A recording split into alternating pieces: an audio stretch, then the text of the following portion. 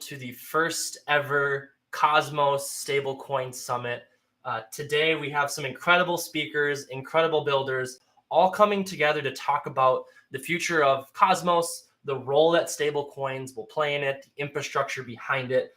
So the first bit we'll be pulling up some of the core teams, doing 4-minute intros of all the different protocols. We'll then be doing a brief keynote speaker, about a 15-minute session where we talk about the importance of stablecoins. We'll then be having some of our thought leader panel with Zaki, which is going to be wonderful. We'll then be doing deeper dives into each one of the stablecoin projects out there. What differentiates them? How are they thinking about risk? How are they modeling risk? What are the economic components behind all these different Cosmos stablecoin projects? And then we'll also be having an infrastructure panel, and then we'll finally close off the summit. So this is going to be a couple hours of super dynamic content. Really appreciate everyone who rolls up to this. It'll be huge if you guys can go on Twitter, go to Shade_protocol, retweet the link, spread the YouTube link. Let's get everyone in Cosmos in here, gathering around decentralized finance and what the future is for the Cosmos. So that being said, I am now going to be pulling up teams one at a time, where they have 4 minutes to talk about their stablecoin project, what it's about. And without further ado, we're going to be pulling up Dean from Agoric for his 4-minute introduction. Am I live here? You are live, Dean. The floor is yours. 4 minutes is not a lot of time. So no, it's not. No, it's not. And I never overrun my time box. Okay. Interprotocol is IST for Interstable Token. This is a stable token that was designed at Agoric, quite some time ago, before even, the UST collapse, where the fundamental thing we understand and people learned thousands of years ago is that having a stable token really enables commerce and an economy to thrive. Right? That you can do the barter economy of ETH, where you're trading one token for another, and it's like everyone has to do foreign exchange in order to buy bread, right? And so we knew that's a fundamental part of an economy. We're rolling out a pluggable, rapid, economy where the millions of developers out there that program JavaScript, right, 15, 17 million developers, can build smart contracts in JavaScript using the reusable, pluggable model that developers are familiar with from systems like React and Vue. But we know that economy requires a stable token in order to be able to, price multiple providers of similar services together, or do, in particular, long-term contracts, right? If you're going to do mortgages or loans with payback schedules, you want to be able to know that what you pay back in a year is the same as what you're paying back now. Okay, so fundamentals. So we designed this IST and then realized that since Agoric was interchain first, that this stable token was perfectly suited for the interchain, for the Cosmos interchain and the extended interchain beyond that.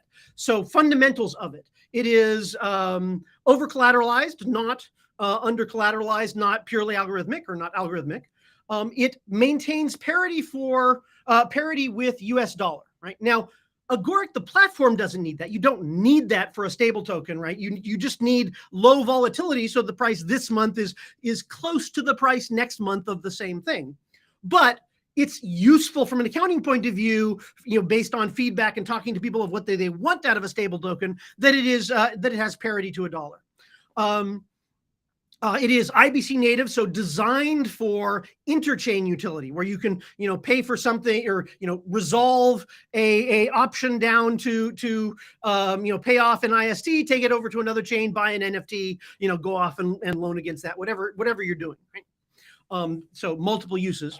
It is extensible, right? It's built in that same component model, the same offer safety and robust composition that we designed Agoric for, and so it solves one of the main problems that you have in a stable token, which is you need the ability to extend it over time safely. So the component model of Agoric enables independent components like minting against USDC, where it's accumulating reserve, minting against a vault where I've got collateral that I lock up and I mint tokens against it. Delta neutral, all the mechanisms that might extend or might be robust solvent mechanisms for minting IST, it can easily combine those and extend those in a safe way, right? We can take the liquidator for vaults, right? A key thing for MakerDAO style vaults is the liquidation infrastructure. We can evolve that over time by adding new components, new contracts, plugging them together, having a contract that will liquidate over multiple sources depending on which one's most efficient, be able to liquidate across the interchain to the likes of Osmosis and Crescent or whatever's on Juno, etc. Right? So being able to have pluggable components that can go together safely and a governance infrastructure around that enables this continued evolution that is what you need in order to produce sort of an ideal stablecoin that incorporates all these different economic mechanisms to enable all the uses we expect to put stablecoins to. And how am I doing on time? That's perfect. I think that was 4 minutes on the dot. It's really the beautiful part about Agoric is it has this vision for a smart contract platform that's incredibly inclusive of the largest coding language in the world, and when we can pull these developers into this new ecosystem, there has to be a stable coin at the heart of it, and that's what you guys have built. And it's the beauty of it is it's more than just Agoric stable coin. It can be a stable coin for the Cosmos as well. So super pumped about IST. We'll be doing a deep dive on this later on. We also have the Stablecoin panel. So thank you, Dean, for your 4-minute intro. We will now be pulling up Comdex. Sid, welcome. Hey, Carter, how's it going? I hope you can hear me. We can hear you perfectly fine. This is once again the 4-minute challenge of how in the world do you compartmentalize the story of a stablecoin in 4 minutes. The floor is yours, Sid. Awesome. Thank you so much for having me, firstly. So yeah, I know for us, most of us who are aware of Comdex, we started our journey building out solutions for the commodity supply chain industry. It's one of the largest industries out there. And in our journey of kind of building out those solutions for that industry, we recognize that one of the key aspects or one of the key pieces of the entire supply chain that needs to be solved is payments itself. And that's kind of where the seed for our kind of journey for building a stablecoin was kind of planted, because we realized that having that payment settled on chain was far more. It would be far faster than existing kind of existing CeFi rails of moving money around the world. And that's how we kind of originally approached the idea of building a stablecoin. Of course, we always wanted to be, more decentralized in our approach, more futuristic in our approach, and always believed that having a decentralized stablecoin would be the right way going forward. And that's kind of where our journey began. Of course, we originally thought of it as USCX, which is what we named it, way back in 2021 when we announced that we're starting working on it. But since then, we kind of recognized that a decentralized stablecoin can find its peg or can find its utility from being pegged to a floating reference. It doesn't necessarily have to be the US dollar. So we renamed it to Composite, which is now CMST. Currently, it is pegged to the dollar because that's still, a kind of unit of account that's most relatable to most users that we, wish to attract to our platforms. So it's pegged to the US dollar, following a very similar mechanism to, MakerDAO's mechanism for DAI. So it's an over-collateralized stablecoin backed by a variety of interchain assets. And for the most part, the way the mechanism works is to ensure healthy collateralization on the protocol at all times, and keeping track of kind of how the liquidity for those collateral assets are in the market at any given time. And then, of course, in events of volatility, there's liquidations that happen on the platform as well, which follow an auction mechanism, which we can get into later on. But speaking of our approach, which we've kind of done a little differently, of course, we continue to build a lot of things on the CeFi side of things, but we recognize that strong decentralized stablecoin must have utility in the decentralized space in the form of decentralized finance. And DeFi is powered by stablecoins, and stablecoins kind of are central to making a DeFi economy work. So in that regard, on the Comdex chain itself, we've also built out our own DEX in the form of CSwap, and we have a lending borrowing market launching very soon called Komodo. Of course, in the future, we'll be building more and more utilities around the stablecoin that create a more kind of vibrant DeFi economy. But at the heart of it is Composite, a stablecoin which is built on a fundamentally robust model for the kind of past stablecoin models that we've been exposed to. And then, of course, when it comes to our long-term vision, we do see that in the future, there will be more intersections of CeFi and DeFi, more intersections of institutional users coming into the DeFi side of things and using DeFi protocols and so on. And again, there we believe, having payment settlements engines or financing engines or on-chain financing of real-world assets with something like Composite would be kind of an ideal approach for us to set up that infrastructure before the institutions are ready to get in. So that at a high level is everything that we're doing at Comdex and our approach so far. And really excited for the rest of the event today. 100%. What I love about Comdex is it really started with this vision tied to commodities and the integration of centralized finance into DeFi rails.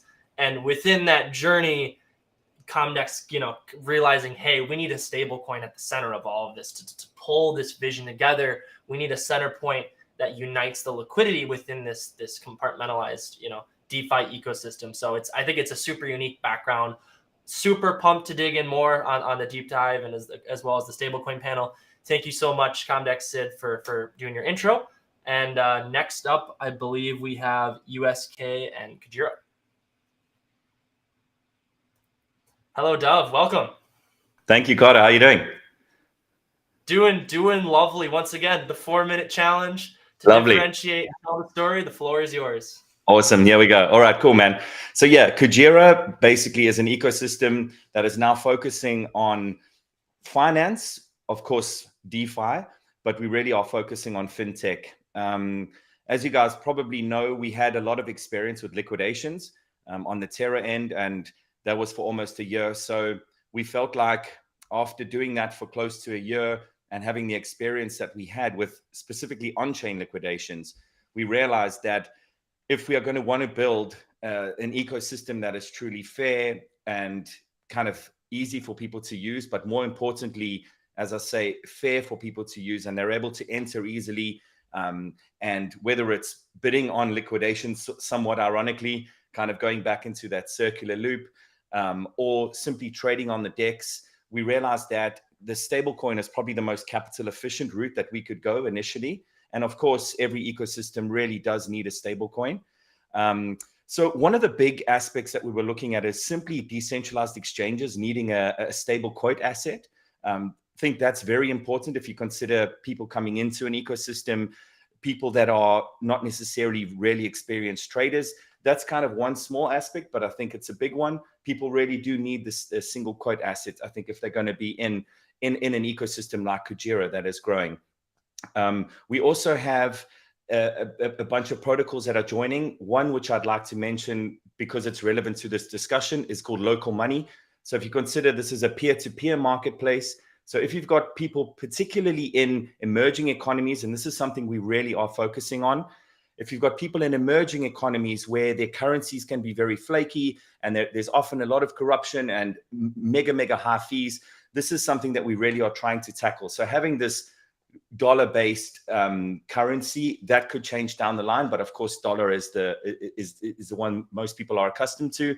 This is something that's really important for us. So this message that we keep saying of everyone deserves to be a whale, or be the whale, what we mean by that is equality and fairness. So for us, having this stable coin is a very, very important aspect of that as we move further and further into the decentralized commerce space and specifically into payments in DeFi. So that's something that's going to be a really, really large part of Kujira going forward. Of course, there's the broader ecosystem, which bolsters all of that, and it makes all of that possible.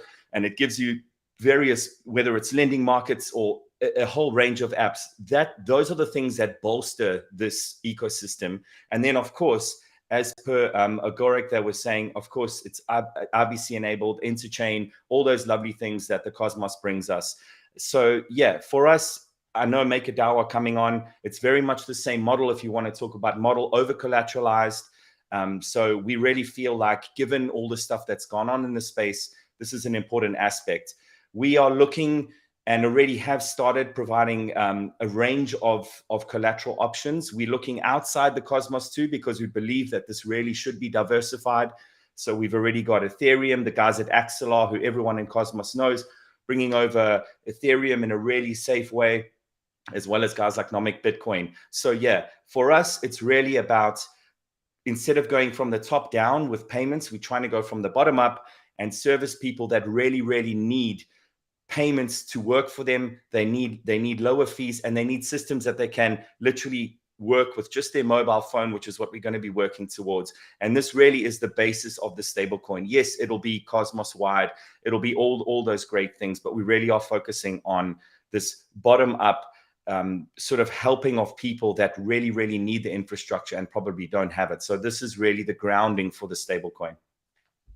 Amazing. I think what I love about, two things that really stand out to me. The first one is the desire to get the stablecoin into the real world and solving real commerce problems. What is the purpose of Web3 if it can't actually impact our everyday lives? And so that message of fairness and inclusion, like that's 100% what stablecoin need in order to thrive. And then I think the second part that stands out to me is the story of Kujira is that you were there for the collapse of an entire ecosystem. You've seen the massive problems, but you've also been able to glimpse into the future and see what could be.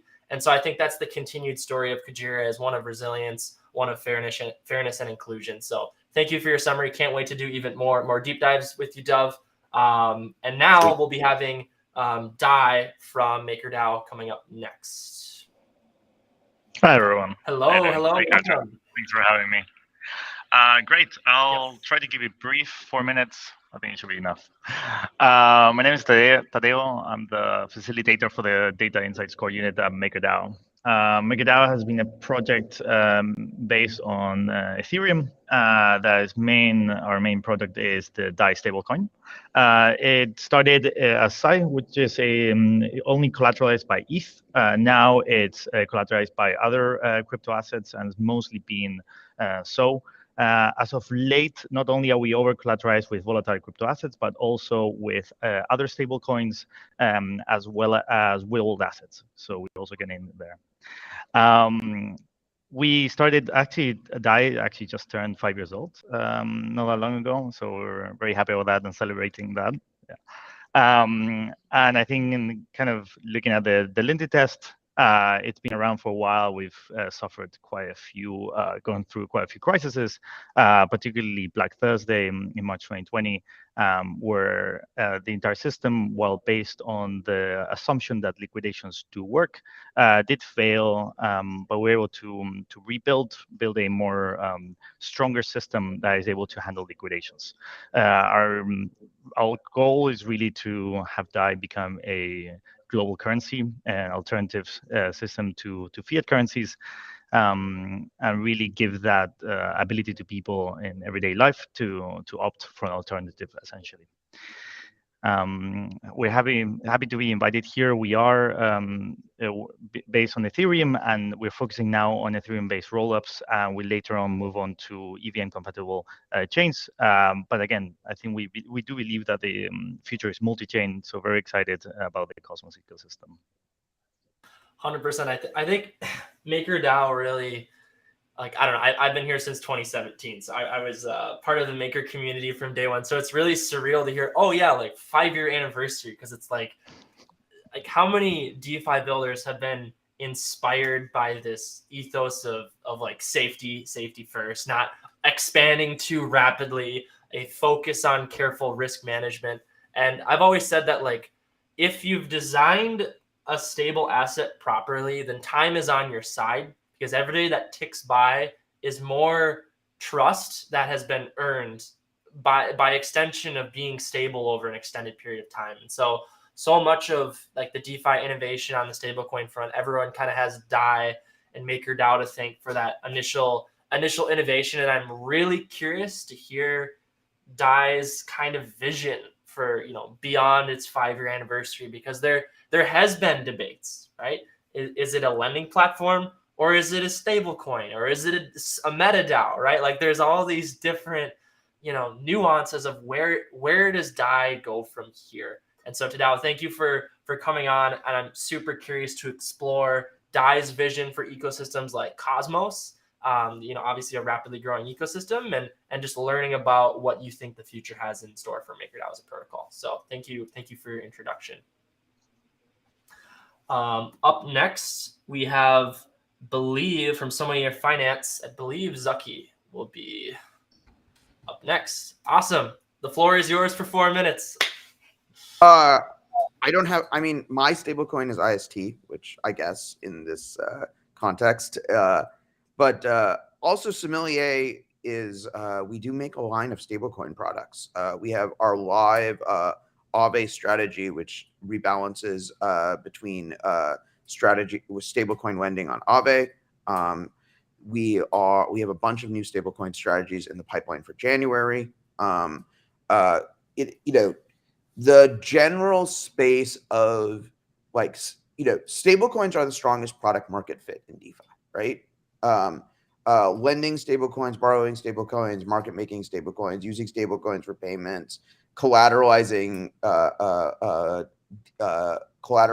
like perpetuals, positions, stablecoins. Stablecoins is a form of on-demand leverage. Like, stablecoins are like the foundational element of DeFi. So from, I guess, my point of view is, it is great that we have this abundance of choice in Cosmos. It's great that we have so much of the infrastructure coming together, like lending and stable swaps, and ranged liquidity and order books all coming together, because we are now building the atomic primitives of a rich stablecoin ecosystem in Cosmos. I'm super curious. Like, obviously, we have all these different decentralized stablecoins coming in, and with all the composability and interoperability of IBC, like it's going to be amazing to watch the primitives that get built on top of, it's building blocks. Everything continues to build. Yeah. I'm super curious to learn more about the role of USDC and centralized stablecoins in the vision for Cosmos. I know, like, on the consumer chain side, I mean, that's another thing that I work on, right? I wear too many hats, but I'm working with the USDC team about bringing native USDC to Cosmos. The chain that we have been working with Circle to build was part of the interchain security testnets. We are aiming to be live to support the DYDX launch in March. Like, that's sort of our core thing. But DYDX is a user, and having USDC come natively into Cosmos is going to be a huge source. For the, like, any system that supports a PSM. So like IST. We'll be able to, start using native to US. There are all these open questions about how things like regulatory compliance are going to work in a multi-chain ecosystem that we're very interested in addressing as part of the work on the bringing USDC natively to Cosmos. How all of that interacts with decentralized stablecoins is like many, many question marks. There's a lot of work to be done. But we have an enormous opportunity to put all the pieces together. So yeah, I think USDC native to the IBC network, more stablecoins native to the IBC, centralized stablecoins, the decentralized stablecoins, the PSMs, the stable swaps, the lending protocols, all of these things, it's actually becoming a full picture. Yeah, I think in our thought leader panel, we'll be able to maybe take a deeper dive into the role of consumer chains with something like USDC and versus decentralized stablecoins, and some of the risks involved across the line. Like, that's really what I want to laser in, is like, what are the biggest risks we're going to be seeing in 2023, 2024 on the DeFi side and stablecoin side, and how can Cosmos as a community really navigate any of those emerging risks? You just hear this incredible, like, the market is anxious about the bridge stablecoins, Axor, USDC, Gravity, USDC, which are the primary sources of stablecoin liquidity right now in Cosmos. And the market is incredibly anxious, and the purpose of our work with centralized stablecoin issuers and interchain security is to create, like, sort of a stable anchor for that there can be basically just like Cosmos could grow by removing that anxiety. I'm really excited to dig into that. We'll call that the four minute intro. So thank you. We'll see you probably in, how many minutes is up? Post keynote that I'm about to do. We will get back to this conversation. So thanks for the brief introduction. On that front, before we jump into keynote, I will give the 60-second pitch for Silk.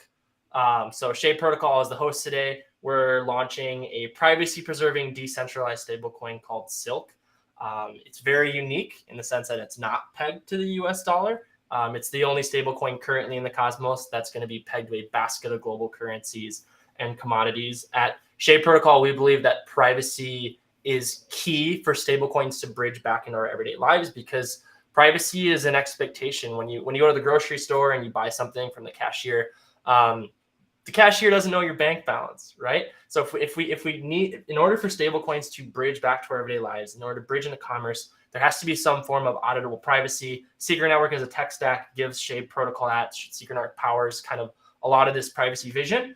And with the interoperability of Cosmos, we're really excited to bring Silk to the world. And we think that it has properties that retain purchasing power, protects you against global volatility, that are truly, truly game-changing as like a fourth generation stablecoin. So that's the brief pitch of Shade Protocol and Silk. We will now transition to our keynote talk, which was pre-recorded. So Fisco, which is our event organizer, by the way, this is going to be me, and you can join me around the world on this. A round of applause for Fisco for organizing all of these different partners, the event, the presentation. He's the silent hero of this event. So thank you, Fisco. I know he can hear this, and all of your hard work is super appreciated by the Cosmos community. So with that being said, I will now step down.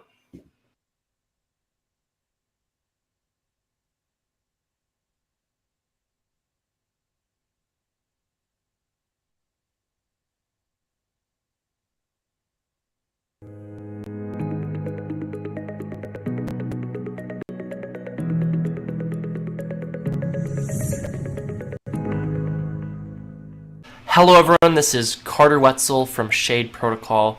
Today as your keynote speaker, I'll briefly be talking about stablecoins, the killer use case for Web3, and then I will briefly be showing two demos from Shade Protocol, two products that we're super proud of that we believe are part of the story of stablecoins in Web3. So today's keynote is titled Stablecoins, the Web3 killer use case. Fundamentally, the beginning of crypto was kicked off by Bitcoin, which has some extremely strong properties and promises. Bitcoin is all about consensus instead of command and control. It's focused on decentralization, that open source ethos, the permissionless participation that we all know and love. And finally, Bitcoin was focused on digital scarcity, a codified economic policy that couldn't arbitrarily be violated. And Bitcoin has seen amazing adoption today. It's still the #1 cryptocurrency after more than a decade. And as time has gone on, there begins to be questions like, why has Bitcoin not fully penetrated into commerce? And there's a variety of answers to this, and Bitcoin may very well be on the path to integration into commerce, but fundamentally there's this component of scarcity that ultimately lends itself to volatility. In Bitcoin, it's volatile. It's not attempting to create a specific stable price point. Instead, it's free flowing. It fluctuates with the markets, with capital inflows and capital outflows. And so Bitcoin's had this huge impact on cryptocurrency, but it kind of has three fundamental negative qualities that hinder its ability to be integrated into existing financial ecosystems and rails. And I would boil it down to three things. It would boil down to the volatility. It would boil down to the fact that it's slow. And finally, the fact that Bitcoin lacks privacy by default. Commerce needs privacy. If you go to a hot dog stand and you bought something with Bitcoin, the person on the other end, if they were smart enough, could know how much money you have in your wallet. In our existing lives, when we go to the grocery store and we buy something, we don't expect that the cash register and the cashier would know how much money you have in your bank account, right? And so this world of publicly transparent blockchains are these amazing fundamental public goods, but there's trade-offs to total transparency. And Bitcoin as the initial trailblazer, it doesn't have that baked-in privacy. It has that volatility in it, and it's slow. So ultimately, this is where stablecoins begin to come into the picture. Crypto was really hungry for a stable asset that people could store their value in, even within the volatile environment that is cryptocurrency. And so stablecoins are really focused on being stable, and they're focused on being fast. And we've seen incredible progress with this. We've seen, from centralized stablecoins to decentralized stablecoins like DAI and Frax and now IST and Silk. So many stablecoins are being launched, and they're solving this problem of we need stability, we need speed. And in order for a stablecoin to succeed, they need safe mechanisms for stability. We've seen what happened with Terra. We've seen what happened with Iron Finance. There's all sorts of stablecoins and experiments that are happening. And in order for us to truly bridge back to the real world, we're going to need blue chip, proven systems that have safe economics and safe mechanisms that have proven themselves.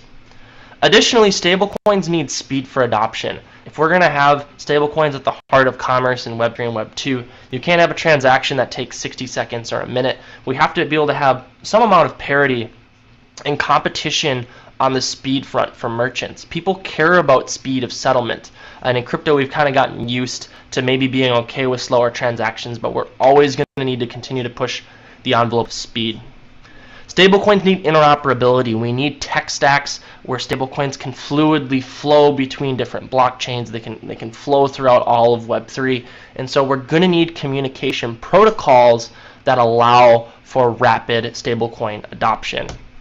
And finally, something here at Shade Protocol we're super focused on is we believe that stablecoins need privacy for commerce. There needs to be some form of auditable privacy where you can go and interact in commerce, you can interact in DeFi, you have your on-chain privacy, but you still have a path to auditability and compliance. And so between safety, speed, interoperability, and privacy, we believe that that would be what the end game, what the late game for stablecoin looks like. And today's summit is about the future of stablecoins.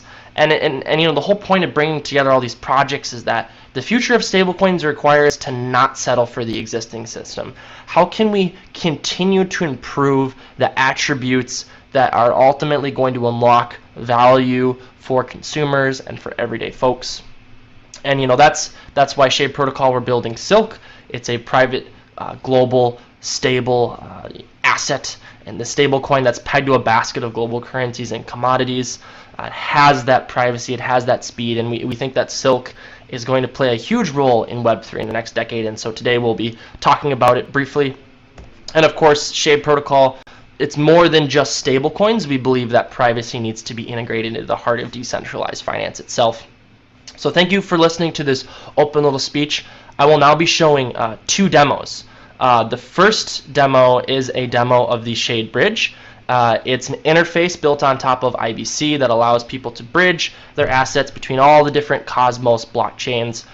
We believe at Shade Protocol that the first part of the user story is really moving assets around, and so building a beautiful bridge with a simple experience was really important for us if we want Silk, and not just Silk, but really any digital asset within the IBC and Cosmos ecosystem to traverse and go where it needs to go. That's that interoperability thesis. And after the bridge demo, we're also going to be showing you a demo of ShadeLend and Silk. This is the first ever public demo of Silk being live on testnet. We're super proud of all the hard work that's been put in the last year and a half. And today we'll be able to demo some of the products. Besides that, we have some wonderful speakers lined up today. We're really going to be digging into the future of stablecoins, the infrastructure around it, and the Cosmos ecosystem. So thank you all for your time. Be sure to grab some popcorn, relax. It's going to be a long summit, and let's dig in.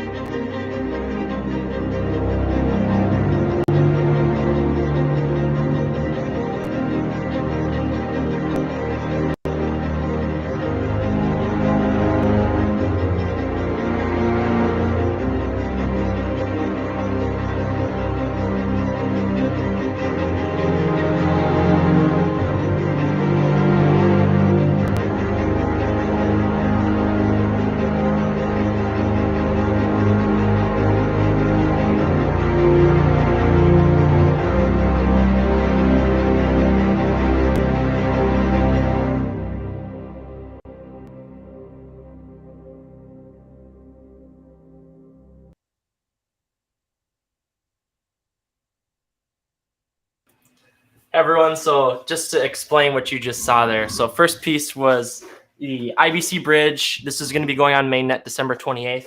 And what we saw there was essentially bridging Secret Atom on Secret Network back to Cosmos blockchain. And then we actually just reversed the process. So we took Atom from Cosmos, brought it onto Secret Network, and then immediately wrapped it into its privacy preserving version.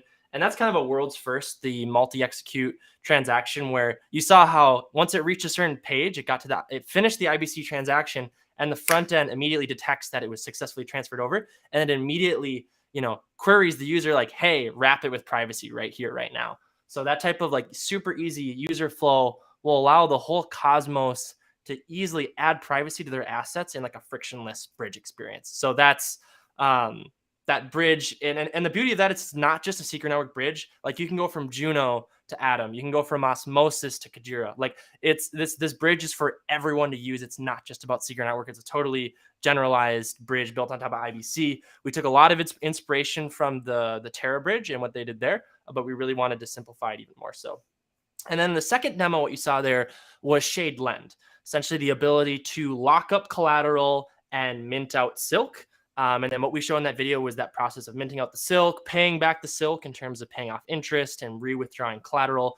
That's live on testnet, and we're super pumped about bringing silk to the entire world. The third demo that we didn't quite have time to record and get on here was that ShadeSwap is also on testnet, and ShadeSwap also has a stable swap with it. So Lend, stable swap, DEX, stablecoin, all this stuff coming to you, the community, after a year and a half of hard work and development. So thanks for listening to the keynote. We will now transition back to zoomed out focus, not just Shade Protocol, not just Silk, but right now we'll be talking about the Cosmos with our thought leaders.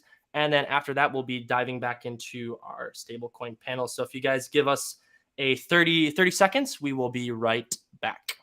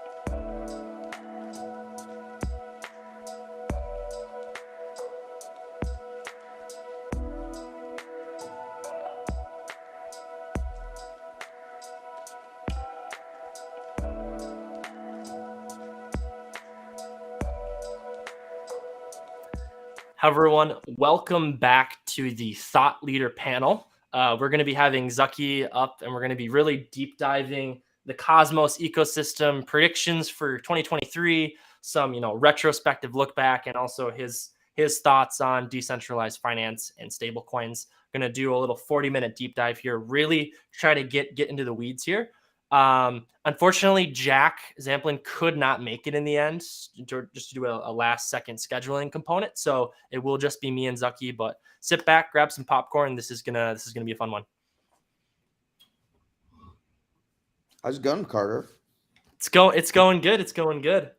Super pumped for this. It's just having this many Cosmos DeFi projects. I in my heart, I know that this event one day will happen in person with these types of projects. It's going to be great. Yeah, absolutely.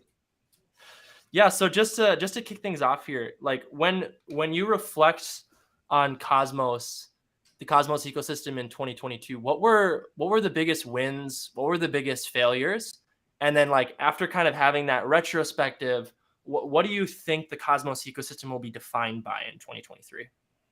I mean, without a doubt, the biggest failure has been in the like demise of UST and the anchor carry trade, right? It's hard. That's the elephant in the room of 2022 in Cosmos is, like osmosis. Osmosis is liquidity incentives, their gauges, the anchor carry trade, people realizing that like one of the cheapest ways of getting in and out of anchor was through Atom. You know, all of these dynamics played a huge role in what was happening in Cosmos in 2022 and represented, and the collapse of UST was a huge blow to the Cosmos DeFi ecosystem. And so much of what was, and to a certain extent, we were fortunate because of like some weird random technical things, like you know, Terra launched with a early version of CosmWasm that wasn't IBC compatible. So there wasn't a lot, there was actually less interoperability between Terra and the IBC ecosystem that was possible. Like only Luna and UST could really interoperate with the rest of the IBC ecosystem. So, I mean, without a doubt, it's painful for everyone, right? You know, I think many cosmonauts were in either Luna pools or UST pools on Osmosis, you were using Anchor, like, you know, just huge financial devastation across the ecosystem. I mean, another reality was, you know, a significant series of setbacks on Evmos. So, you know, between the Nomad bridge hack, the issues around the launch. So, you know, without like the honest reality of it is the future does look bright for Cosmos DeFi in 2023. But 2022 has been like largely a trial by fire. But so, you know, it has been great to see the Kujira team move from Terra, launch on Cosmos, bring their stuff, technology to Cosmos. Great drama has unfolded. Other things that I think are very true about Cosmos, though, is like, you know, we have, you know, the 2021 was like was sort of the peak of the sort of osmosis farming craze on Osmo as a hyperinflationary token, and started this trend towards hyperinflationary tokens. But, you know, looking back over 2022, you know, we don't have a lot to show for a lot of the like tokens that were given to stakers, given to liquidity providers in the ecosystem. You know, and also like, you know, the DEX, like we have the DEX ecosystem has, you know, you know, we're still in like very capital inefficient. Stable swaps just launched on Osmosis. Crescent is coming along nicely. I think is maturing. Injective is maturing. Looking forward to all of these other DeFi ecosystems launching in the ecosystem. These are all the things that I guess I think a lot about with Cosmos, which is, you know, we have to get 2023 has to be a big year of starting with Atom and then moving on, or like, you know, throughout the ecosystem, moving on from this sort of hyperinflationary tokens printed out of nothing, you know, highly, the whole ecosystem being oriented around like incentive-based liquidity to offer to like real utility, real revenue, true like really good incentive designs. And so we're all struggling with that. I think, you know, and it coincides with, you know, the disappearance of the sort of FTX Alameda liquidity engine / fraud. Right.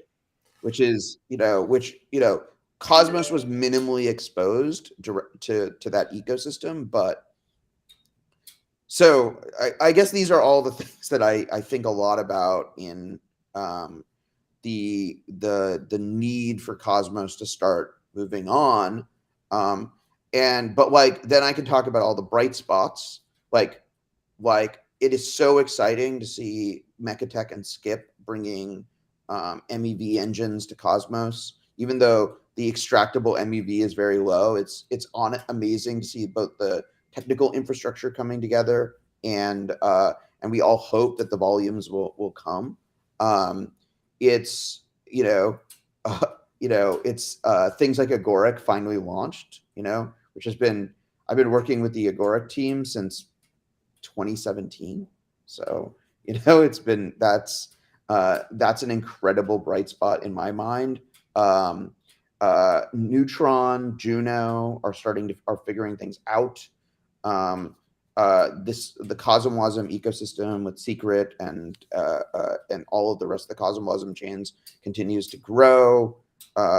Osmosis is now really getting into shipping mode. So I think we are going to see, more capital efficiency, more web, and then ultimately, I think the nature of post FTX is crypto is going to, DeFi is going to have to provide its own liquidity.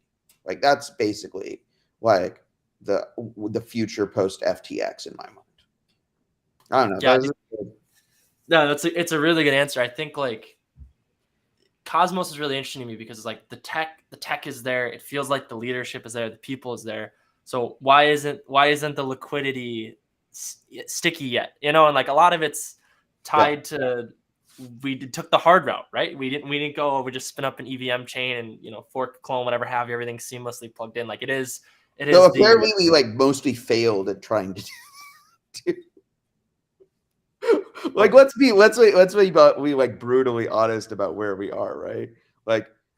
We've had modest at best success forking the EVM, setting up an EVM and cloning a whole DeFi ecosystem onto it. It hasn't happened yet on Evmos. It still could, but it hasn't happened yet. Canto has pieces of it, and is exciting, but also feels a little bit disconnected from Cosmos in some ways. So we have yet to produce, and the sexiest EVM apps like GMX are not on Cosmos. That's it's interesting to me because in 2022 the biggest challenges that Cosmos really faced was really an event, right? In the sense that we had bridge risks, and we had a stablecoin that was the center point of liquidity collapse. And we dodged this giant bullet with Dragonberry. Also true. We don't like to talk about the Binance bridge stuff either. That's just failed to talk about that. But I guess in hindsight, separate from those events, is there any regrets or ways you wish our ecosystem would have been more focused on certain components versus other, in terms of prioritization? Because it's always a game of prioritization. Is there components of Cosmos's focus that you wish would have shifted a different direction in 2022?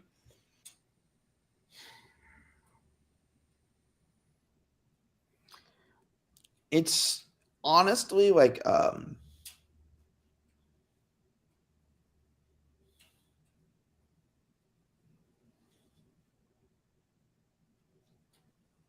I feel like 2022 has been a year of somewhat missed opportunities, right? Across the Cosmos ecosystem, which is, on the flip side, it's we're resilient. We still exist. We're doing in many ways better than many other ecosystems. But I do kind of wish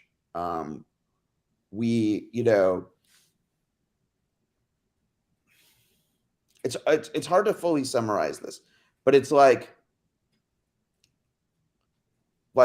I'm really glad that something like Stride and got into production. I'm really glad that Quicksilver launched. I'm really excited about Namada launching. I'm excited about having privacy options from both Secret and Namada going into next year. There's, I think MintScan has done an extraordinary job of making the ecosystem comprehensible to a lot of users. It is just so, it's so nice, to to be sending IBC packets and like be able to see success or failure of those things. Like they've done I mean, without a doubt, it's just like a great job. We've continued to gain more experience with IBC. But on the other hand, we have yet to see on Secret or on any of the CosmWasm chains, like a real application that has caught on with users yet. Yeah, I don't know. And like USDC, interchain security coming along and making as much progress, and the success of Game of Chains, though there was the network halt, but it was a software bug, and it's a solvable problem. The success of interchain security, the progress on USDC, DYDX coming over to Cosmos, all of those have been huge wins. Yeah, so I don't know.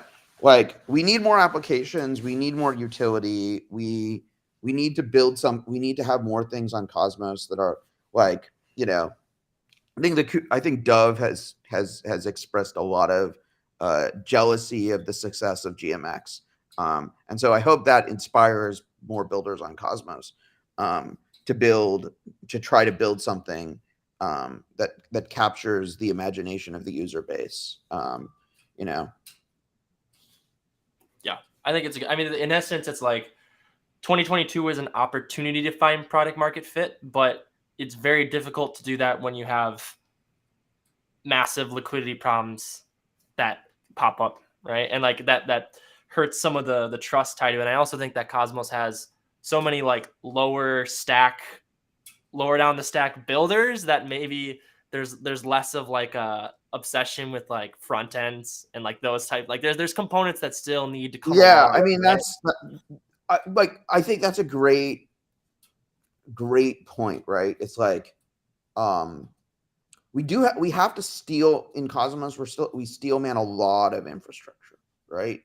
We are infrastructure builders. Like there's a lot. We've been at this for 8 years, and we've been building infrastructure that whole time. And the infrastructure just needs constant work, right? Like everything, Cosmos SDK, Tendermint, IBC, all of these things face real competition in the wider blockchain universe. They require continuous investment.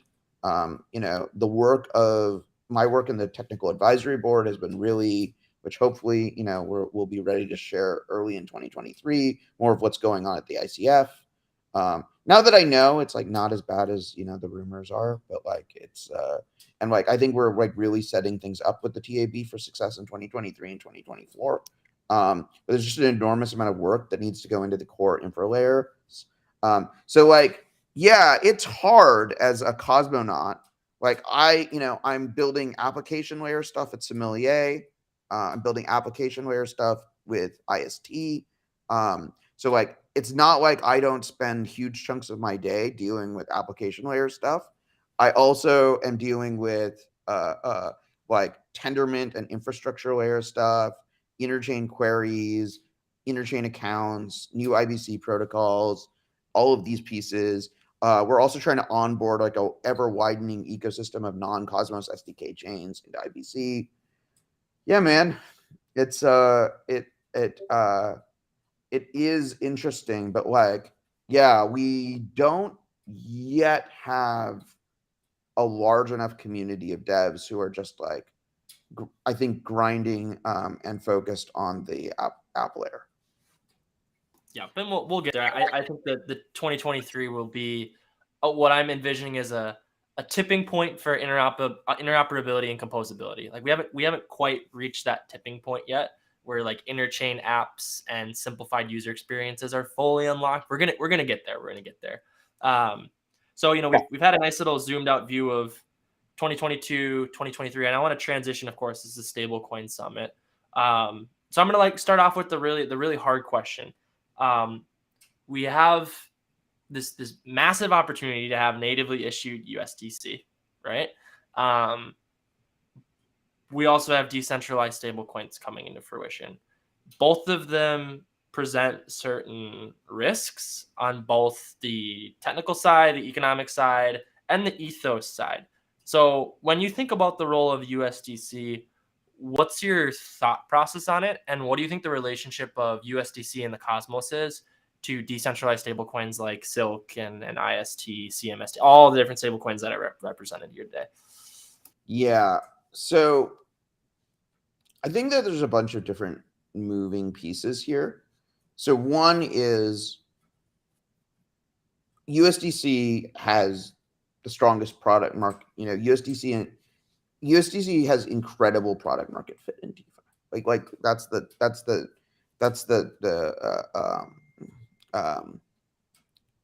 sort of core that's like the core reality of the situation, right? So a big part of what my work is trying to bring USDC to Cosmos is to have that infrastructural element, and it's like the amount of work that's involved is quite large, right? Like we have there, it's not just you kind of work with Circle, right? Like there are all these different, like how are the market makers and the issue and like the users of DYDX? What are their flows?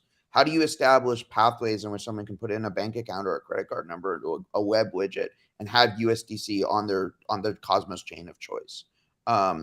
All of those things are just hugely important. We also have IBC challenges, honestly, with all of these things as more and more chains compose, like this path dependency thing that IBC has, where you want to go back to people are going to want to go back to the USDC chain and then go to the so like if you borrow USDC on Umi, you're gonna bring it to the USDC chain and send it to the Noble, and then send it to like Osmosis to trade or something like that, right? So those experiences are going to become a much bigger deal, and we have a bunch of work to do to like make those tractable and easy for people to understand. But like, yeah. And so, the ethos of Cosmos, I don't know. And like the ethos of like, so the first thing is like, what is the ethos of Cosmos? The reality is every sovereign chain has its own ethos. We also seen, I think, more and more Cosmos with like different camps sort of emerging, right? Like there's the camp that looks at Kujira's approach to transparency around their approach and says that's against the ethos. There are going to be people who look at any stablecoin with a parity stability module, PSM, that it's using USDC and has a substantial amount of its issuance coming from USDC. Oh, that's just like a centralized stablecoin. It's against the ethos. Some people are going to look at USDC. I think the ultimate ethos that Cosmos has to adopt is pluralism, i.e., there is a space in this place for any ethos as long as there isn't fraud, right? Like every experiment should have a place in Cosmos as long as people are like, this is a real thing. And I don't think that I think ultimately,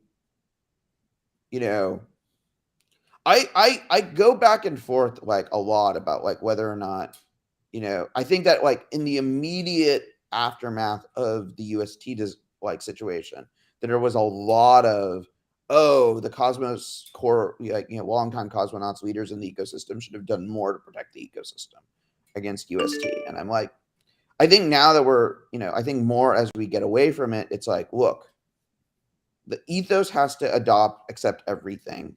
There are these experiments and disasters are going to happen. The job of Cosmos is to survive and embrace all possible spaces. So like that's kind of my view on Cosmos is we should endeavor to inform the people who participate in Cosmos about like the differences between all of these things, like how the privacy properties of a Namada and the privacy properties of a secret are different. But we don't need to. This is not about creating like religious wars around like a set of things in the ecosystem. Yeah, I mean, I think pluralism is the most abstracted out, neutral perspective. I think the hard part is like every experiment has risk, and what's like the tail risk of a certain ethos tied to being like centralized stable coins are at the heart.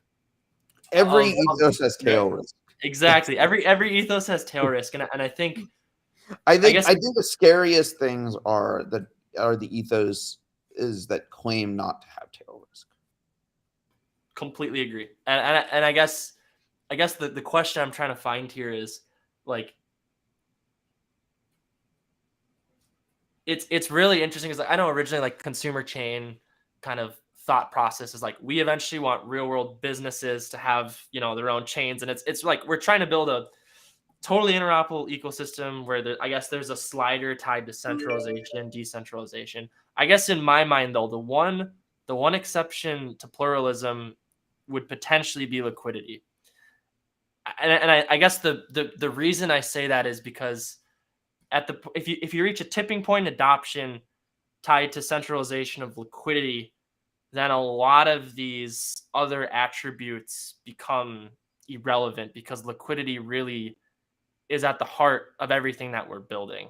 So I guess that would be my slight pushback to pluralism. Agreed on pretty much every conceivable perspective, except isn't there a unique risk tied to centralized forms of liquidity?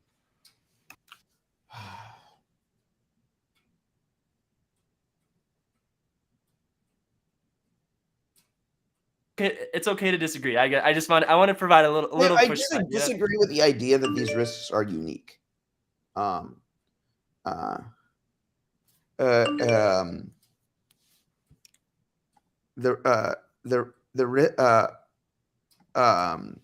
risks are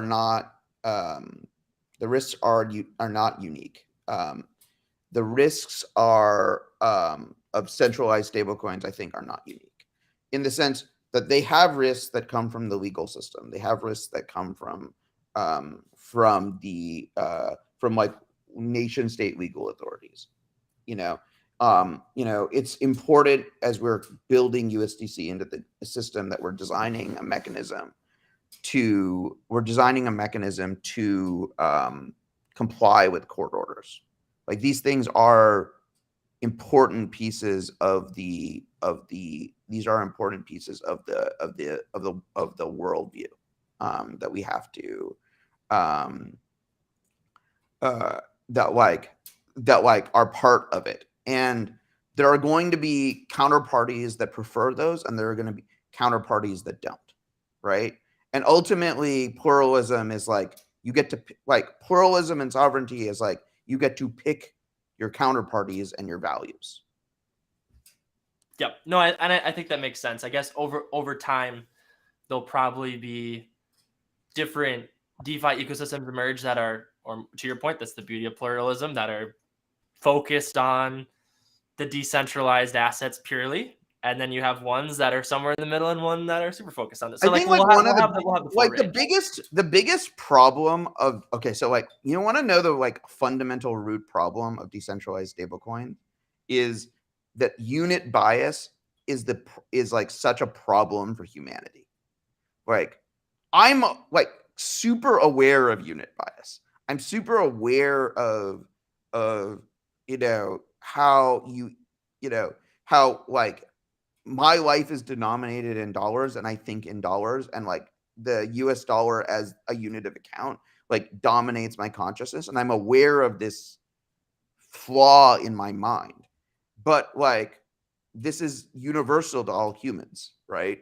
Like that unit bias pervades the way our and like the biggest problem of decentralizing is that like if we could escape unit bias, if we could like somehow abstract unit bias from our consciousness, our options for decentralization would be enormous. But like I think that represents the challenge of truly decentralized stablecoin builders. And like I mean, this is why, you know, proposals like, you know, Jay's photon proposal go nowhere, right? Is it's just unit bias pervades our consciousness. Like people denominate things in atoms, people denominate things in BTC, people denominate things in I mean, primarily in USD. And you know, that unit bias kind of pervades our entire mind. And so if you want something really decentralized, you have to create an ecosystem that like sort of creates a culture that is like where you have such a large cultural change that you're actually denominating things outside of your unit bias. But I just like my perspective on it is basically like the principal enemy of decentralized in general is like the frailty of human cognition. Fascinating.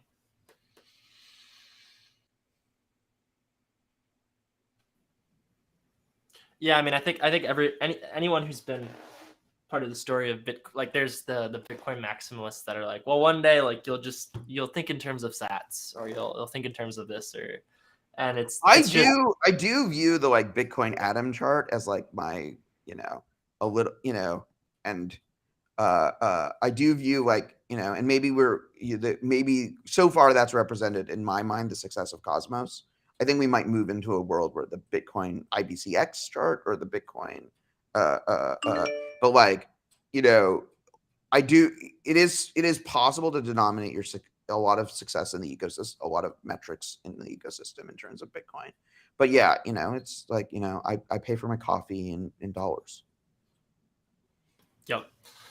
I guess the world I would envision is decentralized stables would one day be an aggregate of the many forms of stable assets that have all the unit bias that we all know and love and adopt, such that these unit of accounts would be extremely stable. Like you have a stable coin that's like it's $1.05, and maybe over the course of the year it appreciates against the dollar by 2 cents. And so most consumers holding it are like, oh, there's proximity to the dollar.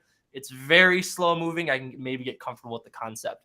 I think there's some on a spectrum of unit bias. You can get a stable coin that inherits a lot of the properties of decentralization, isn't directly pegged to a sovereign dollar, and can get pretty close to the unit bias psychology. But it's really never been done, and it's very, very bold, as you said. Like the ultimate challenge of decentralization is human cognition. I think that's so. You should write that one down, slap that on a plaque. We should get that on Wikipedia. Like that's a pretty awesome quote. But I guess the hope would be is we have to continue to aspire beyond it, even if it's a very real constraint. Because I think if we can do it, then it's worth it. But it's quite the challenge.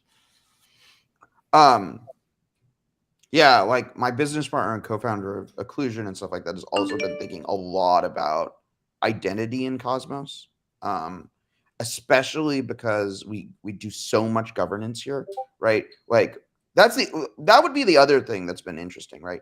Is that Cosmos has become like a really like consequential and active and just like, you know, fraught, but like with like real, like Cosmos has real politics, and those politics has consequences. But like, I think we are also starting to see the limits of like plutocratic mechanisms. So Christy's been thinking a lot about, you know, where identity fits into all of this stuff, which I think is relevant to the identity is even more relevant to like the privacy work and all of this stuff. Yeah, I've had a long-standing theory that like there's many countries that have failed to scale because of governance. So like there's like a subset of people are like, what's the value of governance? It's like, well, look to the real world, right? Like it's clearly like super critical, especially as the amount of value in these protocols grow. So I'm very curious to see how proof of stake and these how governance evolves. You know, if you have like let's say a $100 billion Cosmos chain one day, it's like, do we want every stakeholder to vote on a proposal that's talking about $2,000, right? Like there's got to be like there's limits to these systems, and I think that maybe this isn't. Well, and I think like in designing USDC's integration into Cosmos, we've had to think a lot about that, and you know we're going to have something for the community out in next year, talking more about the governance. But it's been a huge conversation because, again, you know, Circle doesn't want to be in a position of, oh, we have a court order that we need to comply with, and like governance is blocking about us. Right. Yeah, I think that this will be the lifelong challenge of any protocol will be governance and the protection of consensus and the ability to govern succinctly. I think that's the models have to continue to improve. We have a long ways to go in Cosmos, so which is exciting. I mean, more power to the experimenters, you know, and it's an experiment that we have to get right. Because if we get it wrong, there might be some major ramifications to governance not being able to scale with the amount of value that's in these protocols. Yeah, so I worry about that a lot. So I think we have 5 minutes. 5 minutes left here. So you know we touched on. I mean, clearly in your mind, USDC has distinct product market fit, and it's super important within pluralism to give it a platform, give it an opportunity to integrate into, you know, whatever Cosmos ecosystem will have it. I guess to close then, what's the role of the decentralized stablecoin? You obviously play a role in Agoric. You're obviously a fan of decentralized stablecoins. So what's your predictions for the role of decentralized stablecoins? I'd say I would currently break it into two categories, basically. One category is the soft pegged assets. And the soft pegged assets are playing a very long monetary game, right? About really trying to create, you know, or like the volatility dampened assets, about really trying to create an alternative that is not directly connected to real world assets, right? Like a crypto native thing. And like I've often felt that the cause, you know, going, you know, all the way back to basis, that like, you know, you need the sovereign chain architecture if you really want to even try at this thing. And it's a huge ambition. And you know, I think DAO was hugely ambitious in Terra. And we should continue to have ambitious experiments. Then you have something that is more like IST. And what I would say is I differentiate IST from it is IST is designed to maintain a stable target against the real world asset of the US dollar. But the biggest problem more is how do you build a stable coin that has the most possible ways of minting it? So like most stable coins are actually in the ecosystem right now are supply constrained rather than demand constrained, right? Where it's like, oh, so treasuries tick up. If you put your stables in, Circle makes, you know, 4.5%, but you're holding USDC, you better find some place that you make more than 4.5% in DeFi to make up for the fact that you're not just sticking that into treasuries. The opportunity cost of these stables is non-trivial. And so, you know, those pieces. So now you have something like IST. IST can be minted from real world backed assets. It can be minted from crypto native assets. And most powerfully, it is integrated into the Agoric. It is built out of the Agoric smart contract platform, which is natively multi-chain, natively async, natively speaks IBC, allows us to take advantage of everything that is happening in Cosmos DeFi, potentially as collateralization, minting, liquidation mechanisms. So ideally that scales enormously. Yeah, it's interesting the supply side restriction versus demand side. I think that's it's an interesting one because one could argue, does liquidity scale with demand or does demand scale with liquidity? Like on all of these stable coins, it's like I think there is an intuition though that it basically demand scales with supply, right? That stable coins actually have like people love them. Yep. Well, that was our thought leader panel. Really appreciate the 40-minute chunk of time. I think it was a really nice deep dive into, you know, forward facing, retrospective. We tackled, you know, stablecoins, USDC versus decentralized stablecoins. We tackled some of the ethos components of pluralism, and we also got to touch on kind of governance as well and the importance of it. So really appreciate your time. Zaki, I'm sure in the future we'll have another Stablecoin Summit. Maybe it'll be in person, and just appreciate your time, and thanks for being a guest. I know the community really appreciates it. Thank you for inviting me, and thank you for putting this on.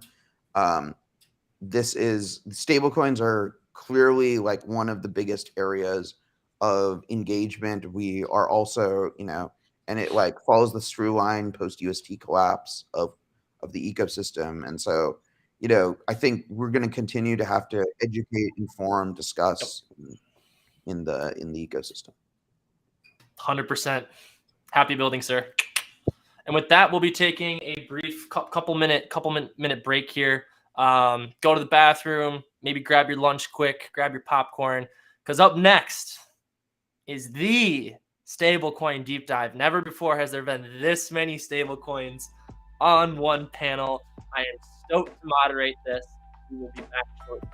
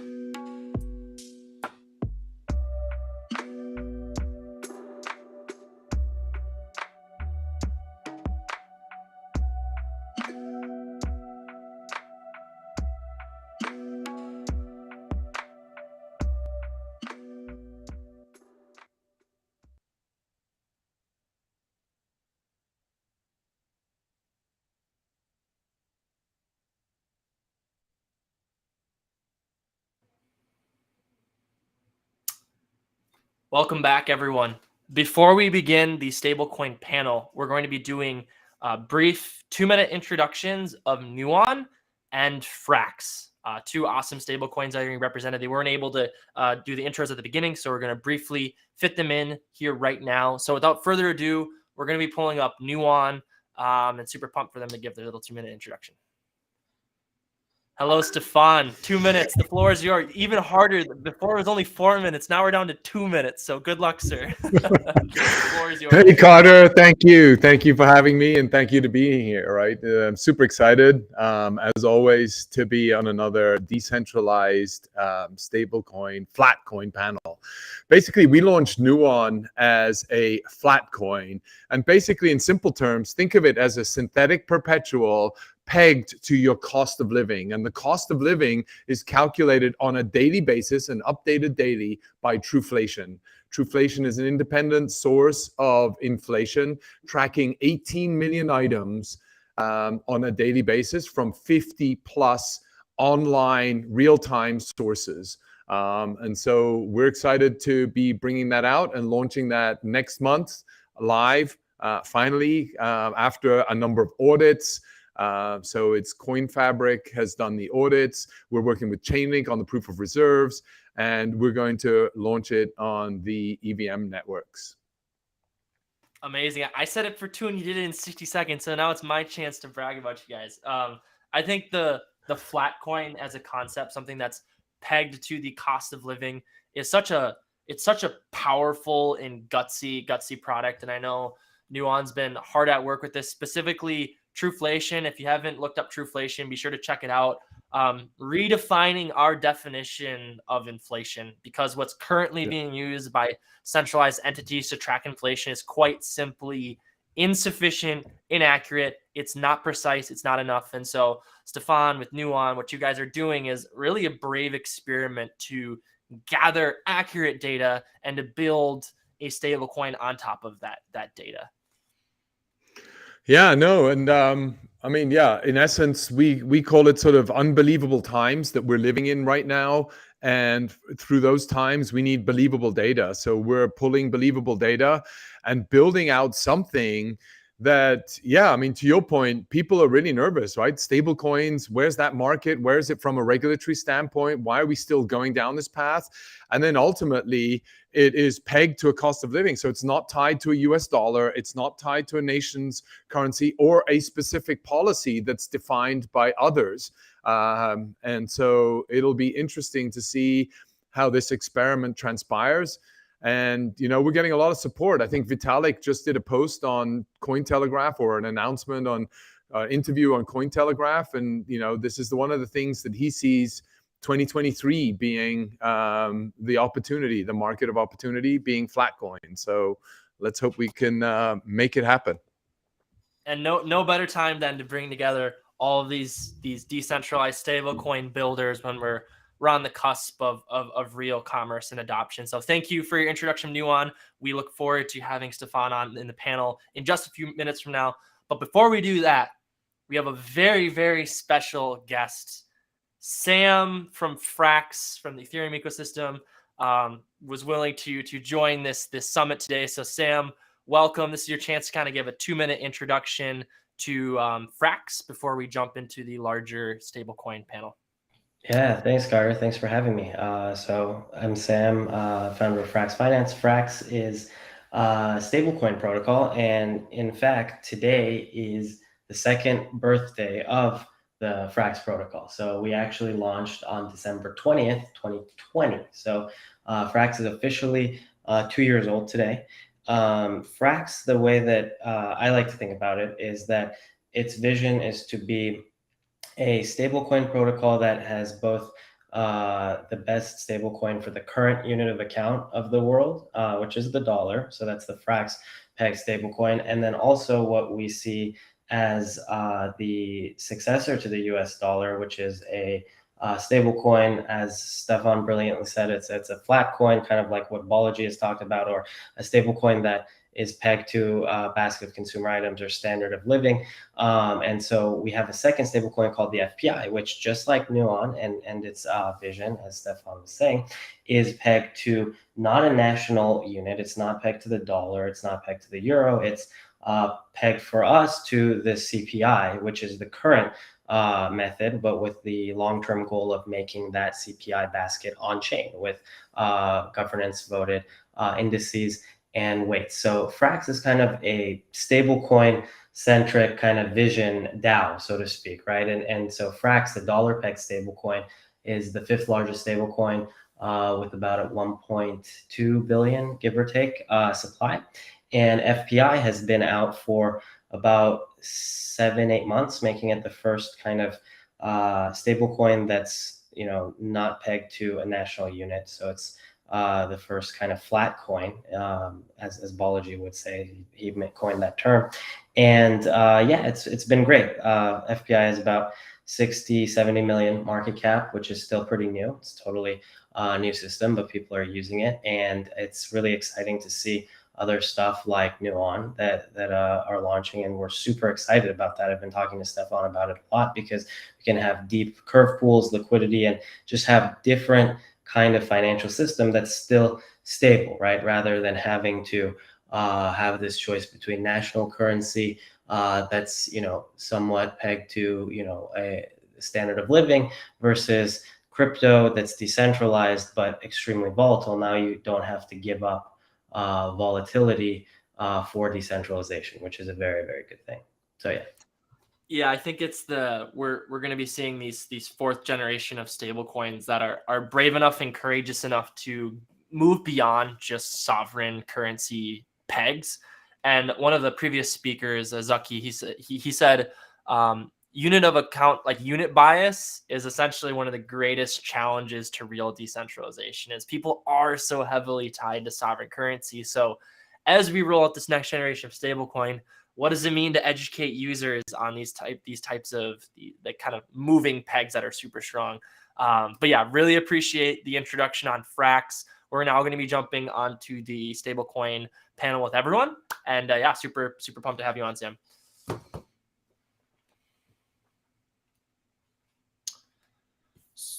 There we go. Now we're in. Oh boy, here we go. My, oh my. Has there ever been 8 stable, 7, 6, 8, 8, 7? It's 7 because me and Christian are on the same team. Has there ever been 7 stable coins ever on the same panel in the history of crypto? I believe this is a world's first. Now get us physically together. That's next. That's next. If everyone loves this, then I think we do a 2023 Stablecoin Summit in person, focused on decentralized finance and stables. I think that would honestly be awesome. So to kick things off, I think we just do 20-second introduction. who are you? What's your role with your project? And then right after we do those quick intros, I really want to just get down to some deep questions that are only viable when you have this many very in-depth folks in the same place. So we're going to cut straight to the chase. Now the fluff, right to the hard questions on stablecoins. So Sid, if you want to kick us off, 20-second intro, we'll just go one person at a time. Hey, Carter, thanks. Hi, everyone. I'm Sid. I'm one of the co-founders of Comdex and also Composite, which is the stablecoin that we're building on the Comdex chain.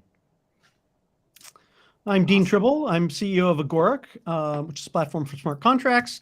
I helped design IST, but it's launched, and now I can tell you lots about it. But it's controlled by a community now. Dove? Cool. Yeah, I'm Dove, and yeah, much like Sid, a co-founder. I'm a co-founder of Kujira, and yeah, nothing more needs saying. Christian? I'm Christian. I'm head of engineering at Shade Protocol and also the lead engineer of ShadeLend. Awesome, Stefan. Hey, I'm Stefan, founder of Nuon.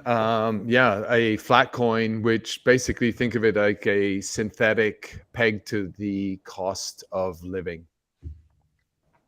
Awesome. I'm Sam, founder of Frax Finance. Frax is a two stablecoin protocol, Frax and FPI.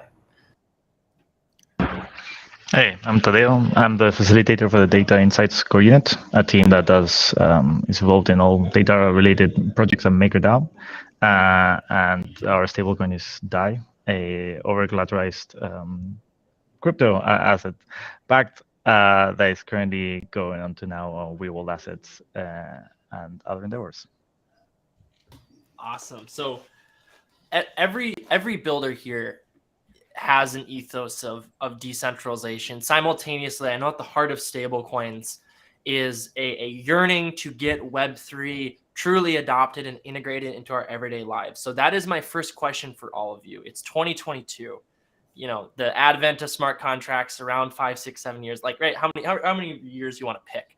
My question is, why have stablecoins not penetrated back into everyday commerce? Whoever wants to kick it off. Let the chips fall where they may. Yeah, I actually have a good view on this. So I actually think that stable coins, just unanimously overall as a concept, are one of the points in crypto that has product market fit. Now, maybe not in real world commerce yet, because there has to be merchants that accept it. But I think there's very few people that would argue that stable coins are not a good idea or are not something that actually brings value to everyone. I think the more interesting aspect here is, as you said, the decentralization and the types of stable coins, right? Like on this panel, we don't have any fiat coin to my knowledge, unless someone here is a fiat coin. But basically, the two kind of designs that I just, there used to be 3 designs, like, with the algo stables and stuff. And I think a lot of that's just merged into the idea of having on-chain collateral versus having fiat collateral, right? And so the more important thing is this stablecoin trilemma that I always talk about, which is, in order for stablecoins to really get into the mainstream market, there has to be a clear understanding of what the trade-offs are for different designs. Otherwise, there's going to be just this constant, jostling of, the fiat coins versus the decentralized stable coins. That, to me, the most interesting aspect of stablecoin design in the next 1 to 2 years is who solves and what will solve the stablecoin trilemma, personally. Yeah, that's a very good point, Sam. I just think from a simplistic point of view, and ourselves included, I guess, I wonder if it's also just the temptation to be always sucked into the blockchain realm. And as I say, I'm speaking for the whole. Well, not that I can speak for the whole space, but I just mean from what I've seen. I wonder if there is always a temptation to kind of keep within the blockchain space and to make sure that works really well. And as I say, we've been guilty of it, and I wonder if we all need to. I don't know the answers, but I think just pushing, even if it's a tiny thing, like trying to find some vendors on the ground and in emerging countries that can hit the ground running with commerce payments. But then, you always have the flip side of that, right? So you can always make the transaction, but then somebody needs to kind of get fiat out the other end at the moment. So yeah, this is kind of where I feel the tricky bit is. It's okay to make a system that allows stablecoin as payments, but then what do you do beyond that? So that would be something I'd be interested to hear all your guys' point of view, right? Is we don't want to just be the kind of on and off ramp for people to go back into that same system, right? So yeah, I'd personally be curious to hear how we can all put our heads together and solve that, because we've had conversations with exchanges, for example, centralized exchanges, shall I say, and they are looking at just becoming on and off ramps ever since the whole FTX drama. So we should probably be careful not to become that same thing, right? Like we build these amazing systems and then we're just like the kind of on and off ramp. So anyway, it's more of a general topic, because that's probably something to be wary of, I imagine, for all of us. So there's also, mostly crypto's early in mainstream adoption. A lot of our focus is how do we get to mainstream adoption through developers, but stablecoin, credit cards work pretty well at the consumer level, right? For wire transfers and international payments, not so much. That's the place where there is vast cost, vast bureaucracy, vast pain, and stablecoins have an opportunity there. Modular, they're going to have to solve the regulatory kinds of questions in order to integrate into those mainstream cases. The other thing is, right now, it's only relatively recently that we're able to tell the difference between, solvent, robust stablecoin models and experimental, interesting ones, or ones that, no, for years people said, the UST model is crap, and oh, look what happened, right? And so from the outside, they're going to want to really care about solid, robust models that they can rely on if they're going to transition to using that. A big speed / price advantage is good. But it's also got to fit with, if I'm a shipper, I've got all sorts of, regulatory and reporting requirements and stuff like that. And, you want to integrate into TradFi, you got to solve some of those problems. I think there's a good synergy there and a lot of value we bring to that multi-trillion-dollar market. But there's more work to be done, and we're just at the beginning of that. Yeah, I mean, I think these stable coins have gone through an interesting journey, right? You look at Tether, it came out with Binance, right? Binance didn't have any fiat and on-off ramp, right? It was Bitfinex that helped them get Tether and then build the liquidity associated with all the trading pairs and then with the other exchanges. Then you had USDC come out, and they really also provided the liquidity across the EVM networks with the DeFi Summer. And so all of a sudden you saw, but these were both centralized entities that really sort of came out and under a decentralized sort of framework came out and created awareness of this new product or novelty product called stablecoins, right? And at the same time, I worked at Bitcoin.com. I was leading Bitcoin.com over there, and we scaled and tried to make peer-to-peer payments work using Bitcoin, Bitcoin Cash, and Ethereum. And it was really difficult because people don't want to be that person that spent, X million of dollars on a pizza. Because I spent, regardless psychologically or not, you converted it into a stable coin and you spent that money buying a pizza, or you actually spent the Bitcoin. But psychologically, you're spending the Bitcoin, which will have value tomorrow. That was just not going to happen. But I think now, with inflation as high as it is in most markets. In the UK, it's up at the 18% if you use maybe more believable data. In the US, we're at 6%. Argentina's living with 100%. Turkey's living with X, and ultimately, if you look at the currencies that we're using around the world today, they're all digital anyway. Who uses cash today? I mean, we use cash for micro transactions, maybe even coffee we pay without credit cards, etc. So do we still need those off-on ramps? What we do need is POS integrations. So is there a way for us to work with point of sales integrations, not proof of stake integrations, with point of sales integrations, right? So getting on with the all of the world payments, all of these guys that are building out and distributing payment solutions, CryptoPay, AnyPay, Clover6, coin payments, etc. Can we build a network with those entities and those individuals and get them, if they're not already adopting, ERC20 or Cosmos chain solutions, how can we get them to adopt multiple different currencies? Because for them, the swapping in and out is no problem. And for them to provide the payments and the settlements shouldn't be a problem. It's the conversion into the national currency when they need to pay rent or pay. But those lending facilities, think about it. So the Bitcoin miners started off having pay, they were earning Bitcoin and they had to pay in fiat to pay for their electricity costs. They had to pay in fiat for rent. That's how the whole lending mechanism grew. Can we build new lending mechanisms around stablecoins with these POS vendors in the middle to then provide the liquidity to the necessary merchants so they can pay their electricity bills and their rent if that is still needed to be paid in fiat?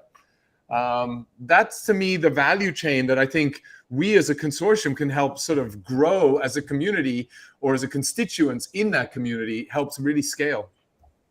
Yeah, I think essentially we need to be able to get stablecoin projects in touch with point of sales folks and actually build those rails. And I really like the point of, to Dove, your point, like recreating. Do we really want to recreate on-ramp, off-ramps? Like, is that actually, or is there something more here? And the answer is, of course, there's something more here. We all believe that there's something more here than that. So next question here, we kind of talked about why isn't it fully been integrated into commerce. I now kind of want to pivot to lessons on risk.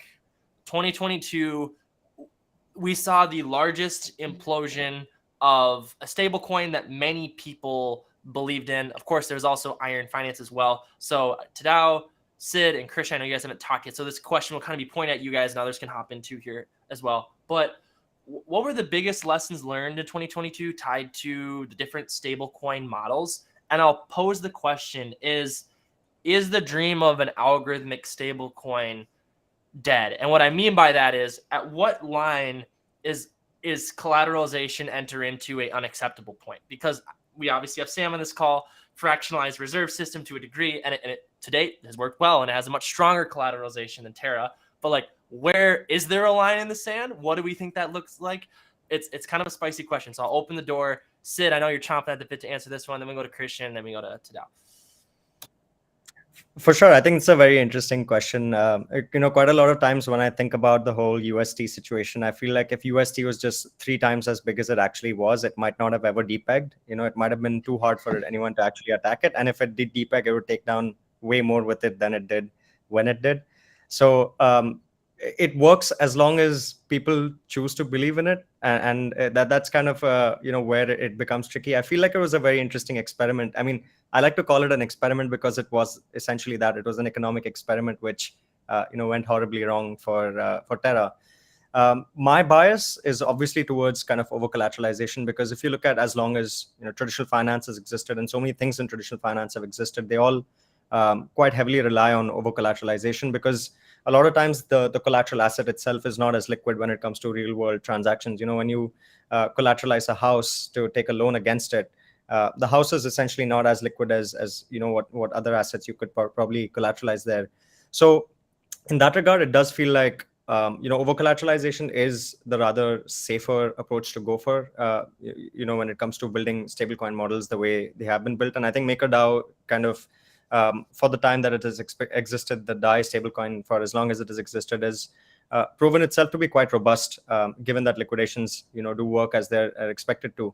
So to that regard, my bias still lies towards over collateralized models. I do believe they're more robust when it comes to long time frames of several years, when you account for many different types of volatilities that markets usually face in that time period. Of course, what's been done at Frax, I find is very interesting. I've spent actually a lot of time studying Frax's model, and I was truly very, very interested and intrigued by that.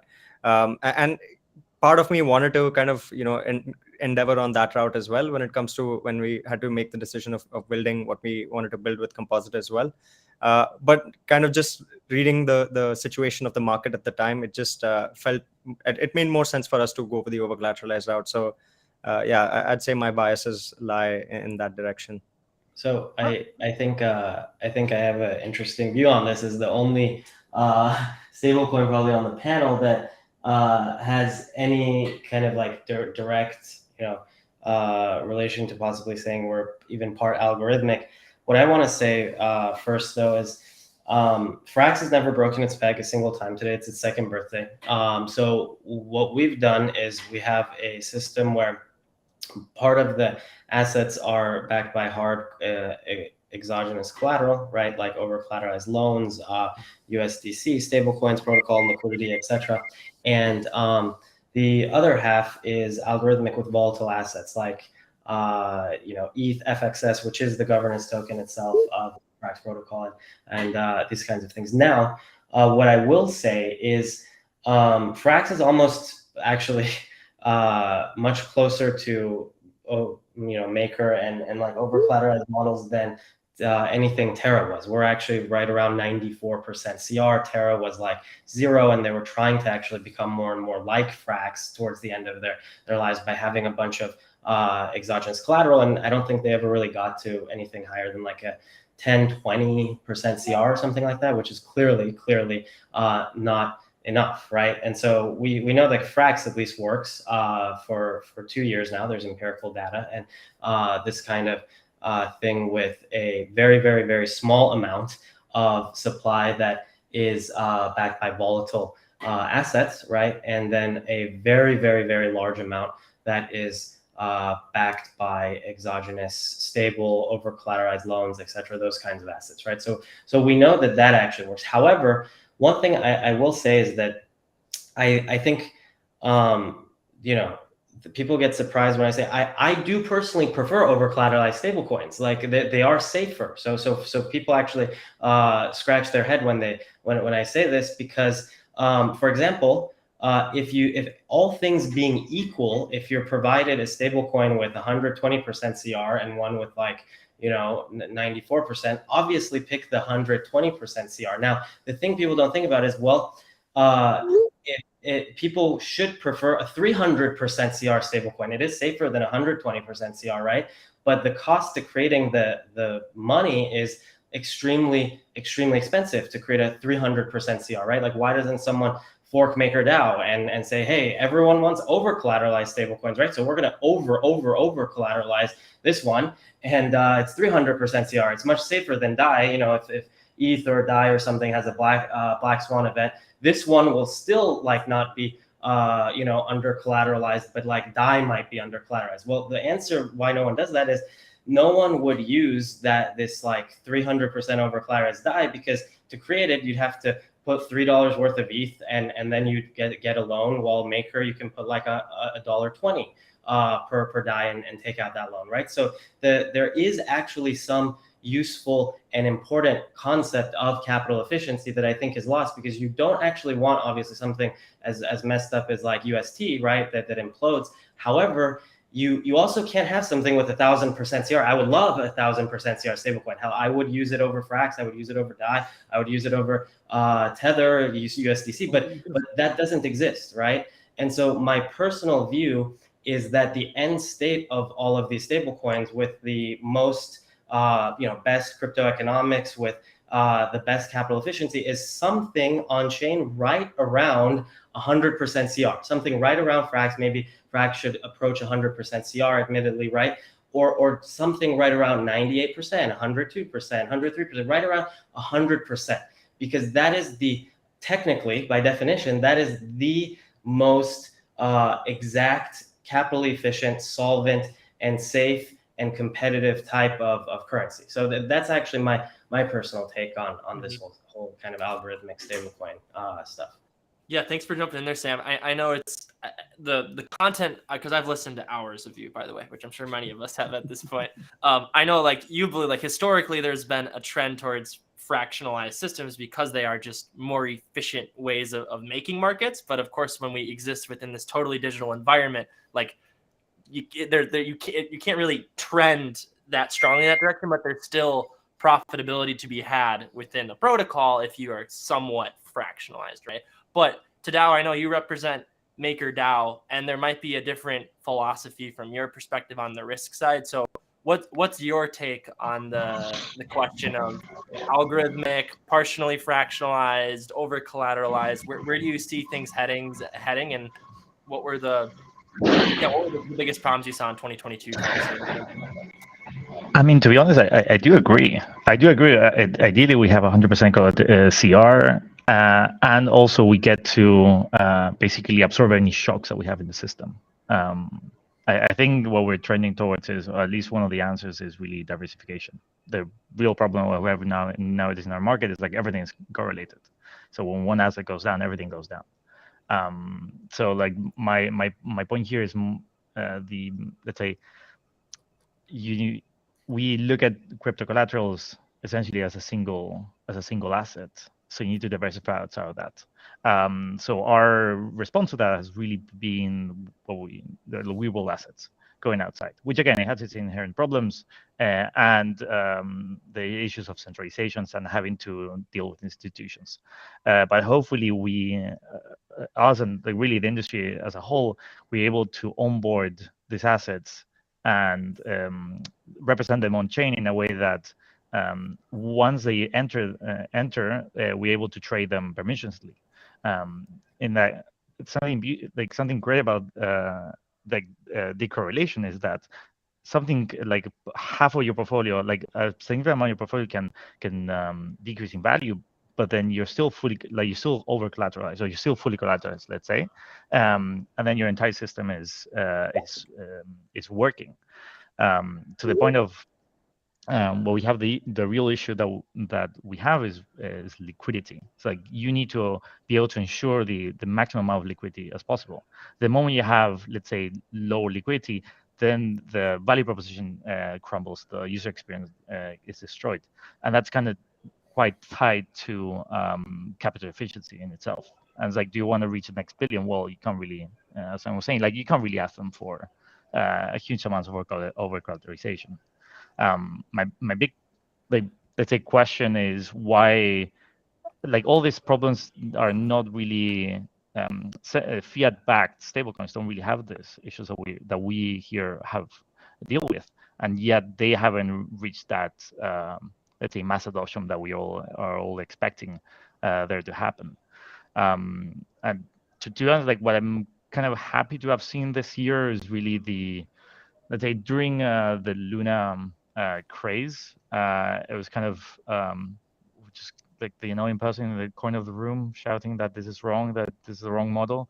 It's really nice to see competing new models that are actually quite safe, at least by design. Let's say Aves GHO and Curve's also stablecoin design seem to be like pretty interesting implementations of that. Yep. Similar to Aves' proposal of having, I think they're called facilitators or governors. Maker has a distribution channel for DAI called D3M, which essentially is plugging liquidity straight into other protocols. Again, it has its inherent risk, but they're say separate from again going for this diversification. We're looking to kind of have different vectors of risk that again, as a whole, you're able to manage properly.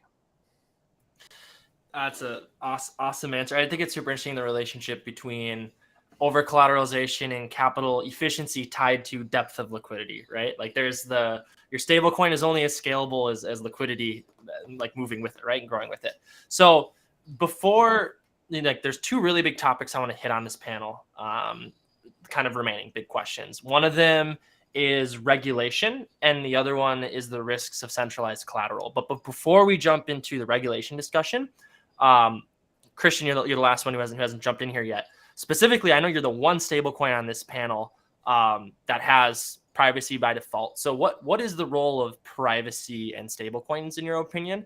And what's that role? And then once you've answered that, we will then pivot over to kind of the regulatory question as a collective group. Yeah, privacy is an interesting one because with these over collateralized stablecoins, lending is a very key point, or a very key way that these stablecoins maintain their value. It's entirely how they maintain their value, actually. And lending is fundamentally competitive in the sense that if you could change the price of someone's collateral, you could liquidate them profitably. And obviously the borrower doesn't want that. So in the case of totally transparent loans, obviously everybody's collateral and loan transactions are totally public. That is one of the selling points of these distributed ledgers in the crypto space. But with the privacy, you could take out a loan totally privately. No one will even know that you took out the loan. No one will know what collateral you used. No one will know what your liquidation price point is, and that makes you resistant to market manipulation. So, a use case there is if you're an ETH user and you want to put some money into some high risk position, and you're maybe there's not enough liquidity there, and you're afraid of being targeted and liquidated, bridge your money over, lock it up in a private loan, and no one's going to know. No one will even know that you even what you did with your money after you bridged it. They won't even know you had loaning on your mind. So that is a really, really nice advantage. And it's not even unique to Silk necessarily. It is right now, but the ability to use the network for private lending is available to anyone in the Cosmos if they use the contracts to do it. So it's something I'm certainly excited to see more of. And I think it's a pretty big selling point that is only really now just coming to the surface. 100%. I'd also add to that I think in order for us to bridge back to commerce, which was one of the earlier questions, I think we're going to have some form of privacy for businesses. Like imagine you're running all your commerce on a blockchain and timestamps are publicly visible, the amount, maybe the product. Like we can't do commerce without privacy because privacy is a protection and it's a security. So anyways, just wanted to quickly give Christian a chance to talk about that since he was the last. Before you go, before we go, you leave the mechanism question, I want to respond to something that Sid here said, which is that Luna was an experiment. And because we have this collection of people, one of the key things about an experiment is you can talk about whether it's good or bad. You can have a discussion about it, and have it not be the case that saying anything negative just gets shouted down, right? The economics of Luna were insolvent. They were bad from the beginning, and people understood that. But the cult of personality persuaded a lot of people to stick their necks way out, right? And, I've been concerned historically about Frax because they've got a little bit of that same thing, but they're actually an experiment. You can talk about it, and they've got a good point that, well, if it's only this little bit and we've got a knob, maybe that makes sense, and it deals with over-collateralization. So it's really interesting, and it's an experiment. But if any of us here or any other project starts going into the realm of shouting down an objection as opposed to having real direction of it, that's a signal that we should pay attention to. But otherwise, we really want the experiments, but we want experiments that are really focused on giving real solid economic value as opposed to trying to take control of the network or doing a money grab. And so, this crew does, is really bringing a lot of value to that overall, stablecoin ecosystem. And I want to note that particular distinction as we all go forward. Yeah, I appreciate that, Dean. And indeed, for 2 years we've had a perfect peg, and a lot of stuff is indeed Frax as an experiment, and I appreciate the confidence there. And yeah, obviously there's been a lot of feedback, right? And like I said when I was just actually talking, perhaps honestly Frax should approach 100% CR and do the thing that everyone was talking about. Is the ideal thing on chain is 100% CR. Like it was said, like fiat coins don't suffer from this over collateralized, under collateralized thing. They just always can stay at 100%. So perhaps the end game for the Frax tech is to demonstrate that you can stay essentially at equivalent 100% CR without extreme inefficiency, but without insolvency, right? So I totally agree. Yeah, so, Dean, Sam, just out of curiosity.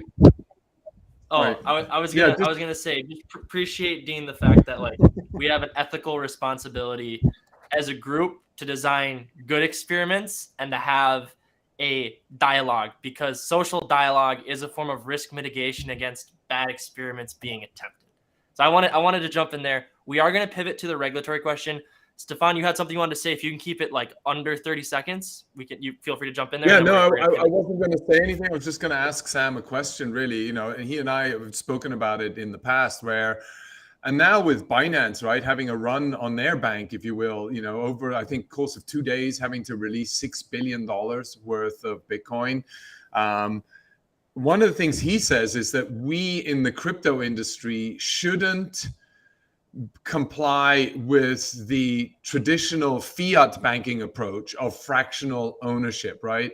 You know, what's our collective thought maybe here, you know, just not only to Sam, but is this something, you know, we should be 100% collateralized, or is this something, because it's digital money, there's a much faster run on the bank than you would expect in the traditional actual paper money world of the fiat, you know, legacy? I think there's a good distinction here, and this actually goes right into the regulatory discussion, is I think there's a good distinction between economics and regulation. So we're about to talk about regulation, but I think economics are kind of sort of like laws of physics, where it's like, it doesn't matter how whether something's a digital market or like a traditional market of like finance and papers and MySQL DBs or something like that. The rules of markets, of bank runs, of interest rates and stuff still apply the same way. Now, whether the laws and regulations are outdated and they should say something else, like, for example, I don't think that many people agree anymore in the year 2022 that you have to have at least $1 million of net worth for your own protection to be able to make the decision to whether to invest in something or not, right? So like that is something that is a regulatory law that should not be the same with digital markets. When you have the internet, when you have adults making decisions about what they want to do with their money, they can go to Las Vegas and gamble it. But if you say, oh, this is gambling for digital assets, it's all of a sudden not allowed unless you outlaw it and make it as difficult to do as like a IPO of like a multi-billion-dollar company, right? So I just want to have like a good distinction. I agree with regulatory stuff should be different. I don't think that the same laws about, you know, 100-year-old or orange orchards and securities offerings and stuff necessarily applies to a lot of the digital assets today, right? But capital markets still behave the same way, whether they're you know, digital or whether they're traditional and analog, right? And so those kinds of things are indeed the same, in my personal opinion. So that being said, we'll start off with Dov and Sid on this one. Specifically, Dov, you can kick us off here. What is the role of regulation? It's a question there. And then what is the role of regulation tied to stablecoins? And where do you think we're headed? And what do we need to do as an industry, a collective group of builders trying to find that ethical line of compliance versus progress? Yeah, it's a great, yeah. I mean, and just basically what I'd say is I agree with Sam there, but just to add on to that, it really is a tricky one. So just to give you one example, there's been this whole concept of, do you allow your own native token as collateral for your stablecoin, right? And just a few months ago, that was seen as being completely okay, and then suddenly that became not okay. So, which I totally understand, but I guess I don't think the answer I'm going to give is going to be very definitive. But all I can say is that I think at the moment we're definitely in this weird cauldron of being definitely between regulation and progress, just like you said, Carter. But I think that we have a ways to go, basically, before we can just say, okay, we're breaking away as this, you know, completely digital entity, and we just get to go and make our own rules. Unfortunately, that isn't the case right now. We all know that. I think especially you guys in the States, right? There's a lot more heavy regulation. You've got to be a lot more careful. But what I will say is that I think technological advances do tend to push the progress that we want to see. It has happened before, it continues to happen, and it's never an easy fix. So this isn't like a definitive answer, of course, because no one has it, but I think that I think, Dean, you said it earlier, that everyone in this panel now is actually searching for something that is legitimate, right? I don't think there's people on here that are trying to do something that is going to scam people. We are trying deeply, as you've all said, post UST, post everything that we've learned to grow and make something better. So I don't know. I honestly think the answer in pretty much both those questions is just to keep doing what we've doing. Like try and have honest people rise to the top. Try and have like honest practices in your designs rise to the top, and then to just keep on making sure that we are pushing the envelope, obviously in terms of tech, but what can we do? We have to toe the line, right? Like, for example, the kind of, and I know I call them regulations because I don't even know what to think about them. You know, if you think about someone from outside of the US, it's hard to even know, truthfully, what the actual law is. Sid, you probably feel the same. A couple other guys on this chat. It's like, is this a global law? Like, but at the end of the day, I think it's the responsible thing to do to look at I guess we can call it the sort of like general crypto law that we all look at and read and perceive, and then just keep on pushing forward and making sure that we can make inroads, because this isn't going to be a quick answer. So yeah, it's unfortunately, yeah, Carter, it's not something I can answer quickly, but what we are doing at Kujira is making sure that we stand by the current, laws, regulations, as I've just said, however you define those, because they're very, very loose and very confusing. But at the same time, I believe that if we keep on, like we're all doing in this panel, pushing for something that isn't a huge experiment, let me put it that way, and isn't something that, look, if we're all talking about over collateralization in some way or form, I think we're on a good wicket. So yeah, long story short, I think that if you think about it, we have made great progress. So, I mean, I think we all look at these huge doom events as being like, I think all of us here, we think, well, we've gone back 10 years, but we haven't. We've gone back like 5 minutes. So I think doing what we're doing at the moment, pushing forward with responsible methodologies is the only thing we can do. And then continuing to just, balance this weird curve between some, crazy regulation and what we think is right. And I personally believe that if we keep on pushing in this direction that we all are, I think we'll get somewhere. We won't get all the way, right? We know, like, we're intrinsically against, like, sort of, I guess, the ultimate government policies, but we'll get somewhere. It's kind of like inch by inch. It's not going to happen overnight. So I personally believe that what we're all doing here is going to result in multiple forward steps, but yeah, just not like not a win overnight. But yeah, I know that's a bit sort of round the houses, but that's all I mean. We just keep going as we are. Let's not get sucked into scams, and let's try to do right by people. And then I think we talked about someone mentioned a consortium. I think stuff like that is a good idea. Approaching, I think it was you, Stefan, approaching various vendors, various people that can help us actually get this stuff over the line, get decentralized commerce over the line, get our stable coins over the line in a real world way, even if it's in a small way.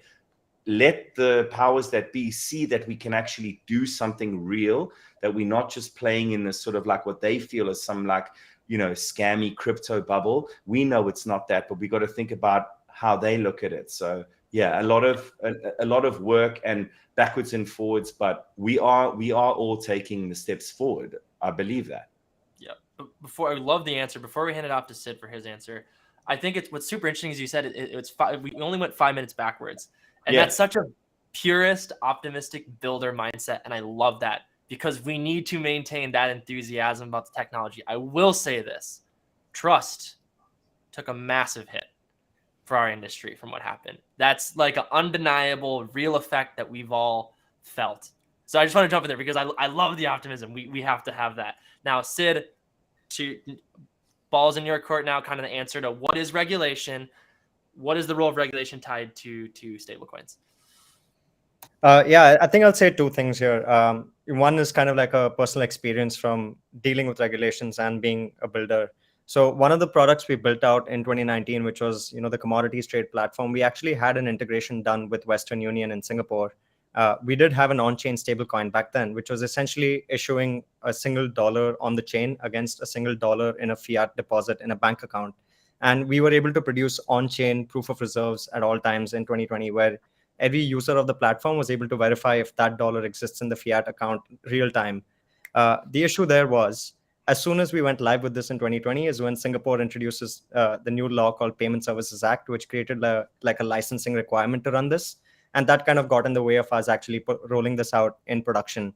So this is like, as a builder, Dove rightly pointed out, when you're sitting outside of the US trying to understand how US regulations affect you, it's a huge gray area as a builder. You're kind of navigating It's not better inside. a whole realm that it just doesn't make sense to you on the outside. I can't imagine how hard it is on the inside.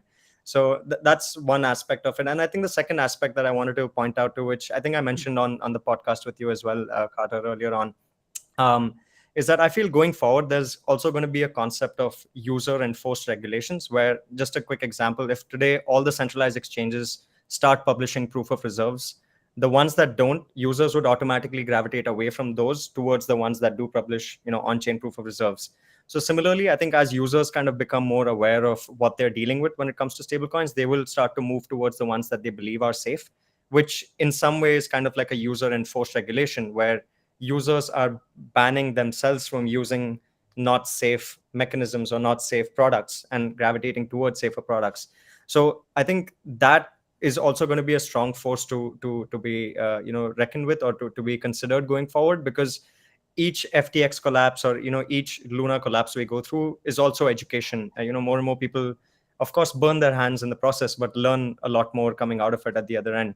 So I think going forward, as long as there's enough information that's available, as long as users are kind of able to choose the right path, make educated choices moving forward, it will kind of lead to a natural grouping of usership towards safer practices and safer stablecoins, where it kind of becomes a de facto regulation from the users themselves. And one thing we can collectively do as a group is, like, not only is there the user education, but there's also the regulatory education, and we can all collectively, as stablecoin projects, team up, and as the time comes, we can all lean on each other as resources to try to tell the story of, like, this is genuine progress.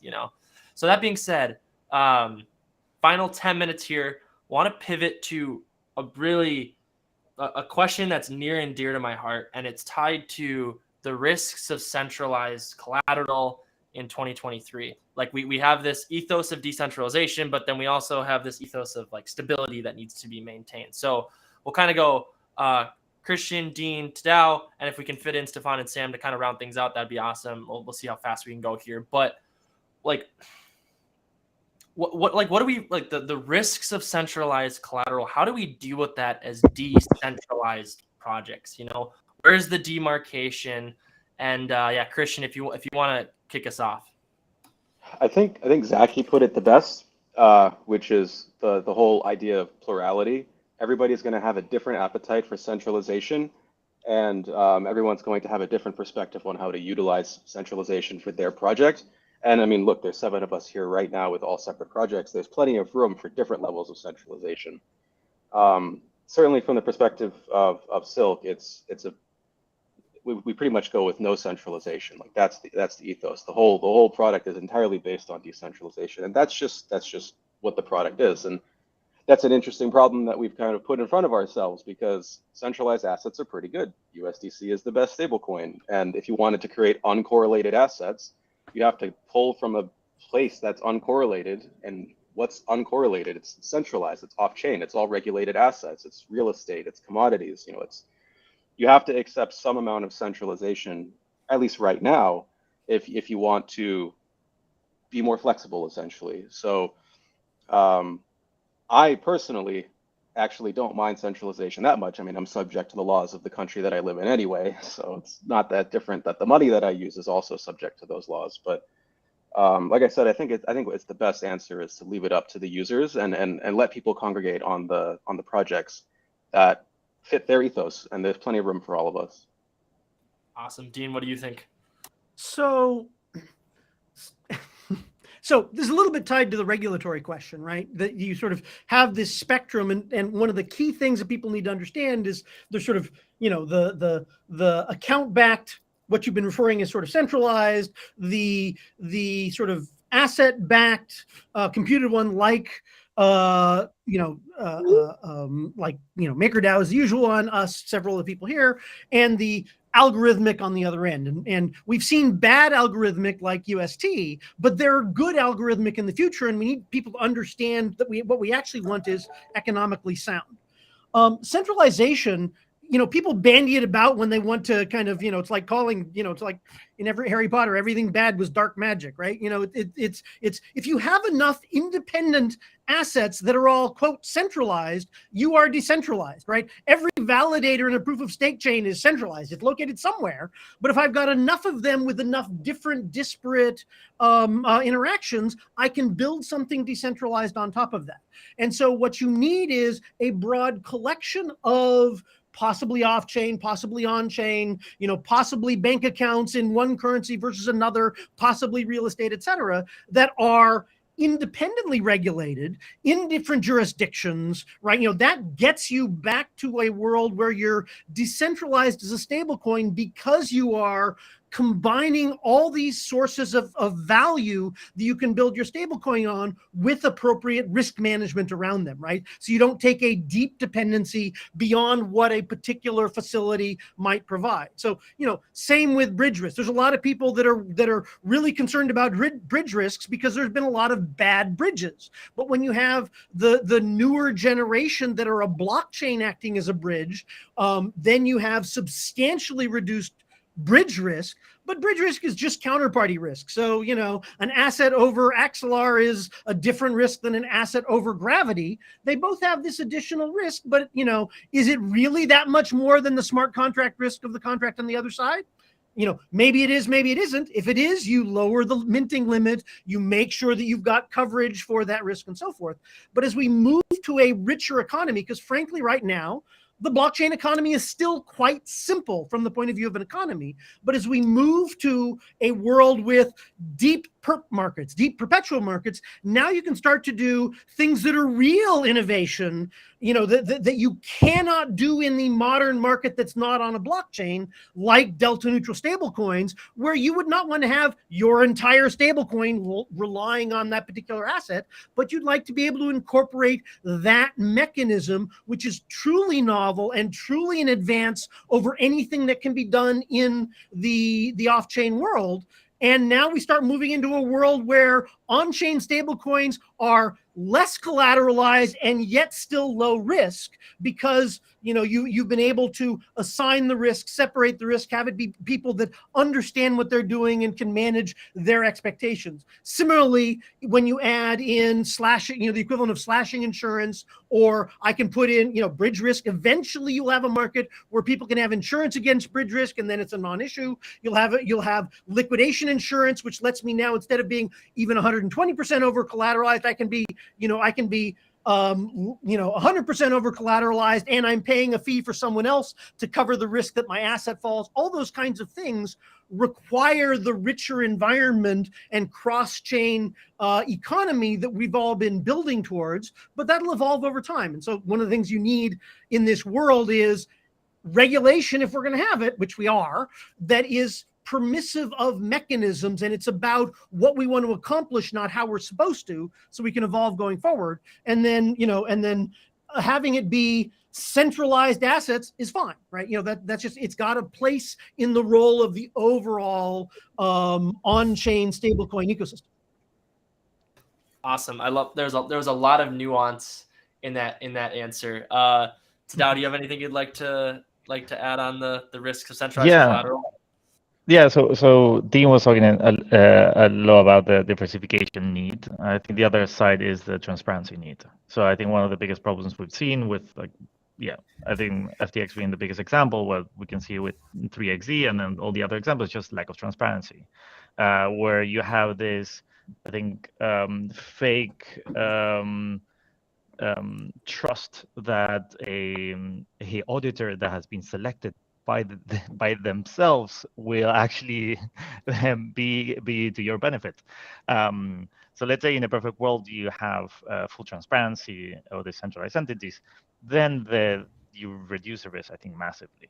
I think that whenever we've seen problems on chain, let's say bad debt happening at Aave not that long ago, it's fine because everyone can see it. Luna, for all its problems, it does have the merit that we could all see what was happening at all times.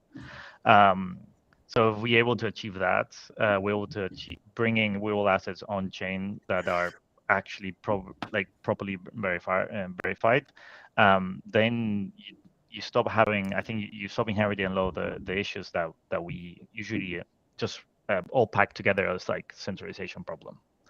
I think we get there, we'll be in a pretty good place.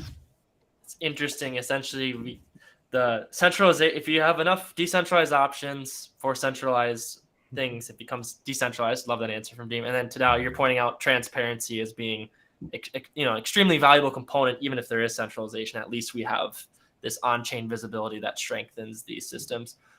Stefan, I'd love for you to jump in here for any of your perspective on regulation, and then we can close out with Sam, because I think also the centralized collateral question. I know with Frax that's come up many times before with X percentage of Frax is backed by USDC and how you've thought about those. But yeah, we'll I mean, Stefan, I think.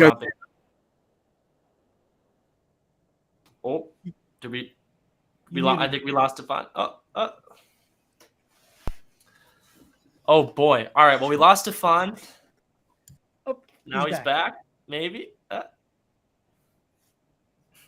All right. We'll wait for Stefan to come up. Fisco, if you want to pull him off stage, we can wait for him to come back. Sam, what are your thoughts on centralization of collateral? This kind of the trade off and the criticisms that can be tied to it as a useful tool. I think Dean had a great point in terms of, validators are real world assets, right? Whether they're, servers or they're, proof of work Bitcoin miners or whatever, right? And so it's not like blockchains themselves don't have real world assets of sorts. It's just who owns them, right? Is it one corporation that owns them? Is it a diverse global, set of people? Same thing with Frax in terms of, or stable coins in general, Frax does have a lot of exposure to USDC. It also does have DAI exposure too. Transitively, we have protocol controlled liquidity in some of the largest curve pools, like 3CRV, and including our Frax VP. And one of the things we try to do is actually the same thing in the spirit of what Dean was saying, is that, we try to not own all of these stable coins in like a single smart contract address that if, push comes to shove, it's very easy for like one or two, fiat coin actors to blacklist and then, figure it out later in court or something like that. Basically what's going on in like bankruptcy court, right? Which takes like years and years with all these lending and FTX and all these things. So in order for Frax to, kind of get wrecked, so to speak, right, in terms of some of its stablecoin collateral, they would have to blacklist hundreds and hundreds of, I don't know, maybe a couple thousand, perhaps, stakers of like Curve's 3CRV pool, Frax VP pool, users of Comdex's staking boosters, and all these things, because all of those would freeze, right? Because you can't call the transfer function on, USDC or Tether or whatever to actually make any kind of swap. So we do try to have that kind of ethos. So like I really did vibe with what Dean said. Awesome. Stefan, do you have any closing thoughts now that you're back with us? Any closing thoughts on regulation or centralization of collateral? Yeah, no, I think what Dean said and what Tradio said were really interesting comments, right? I mean, I think the industry is regulated. And let's remember why we set up decentralized solutions was to build a new system that's ready for a modern environment, right? The old systems, the old regulations are not ready for these new systems that we're building, and were built out more than over 100 years ago.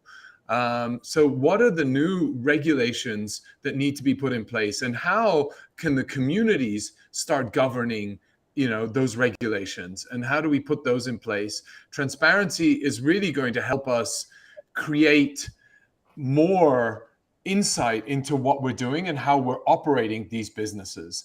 But already in crypto, we already are more transparent than any of the banks. We are 100% collateralized, or 98% collateralized, or 90% collateralized compared to the fractional reserves that the traditional finance and the regulated finance is operating under. The entities that went down are regulated, centralized entities.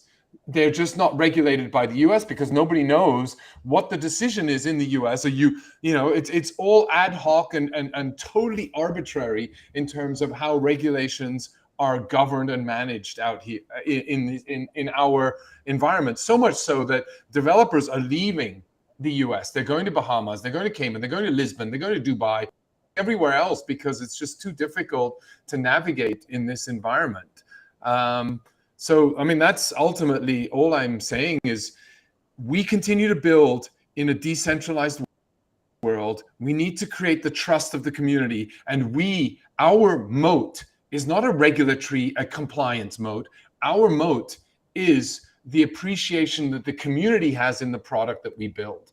That's what we're out here to do. And if they require more transparency, then we are transparent, right? Look how competitive we are. We're all against each other. We're holding each other accountable. We're going to hold each other accountable as an industry. Then the community will then try and also hold us accountable. They'll dig up all this stuff. They find out what we're doing. They know where we tweet. They know where we sit, where we act. And that all is my view, how we should be operating.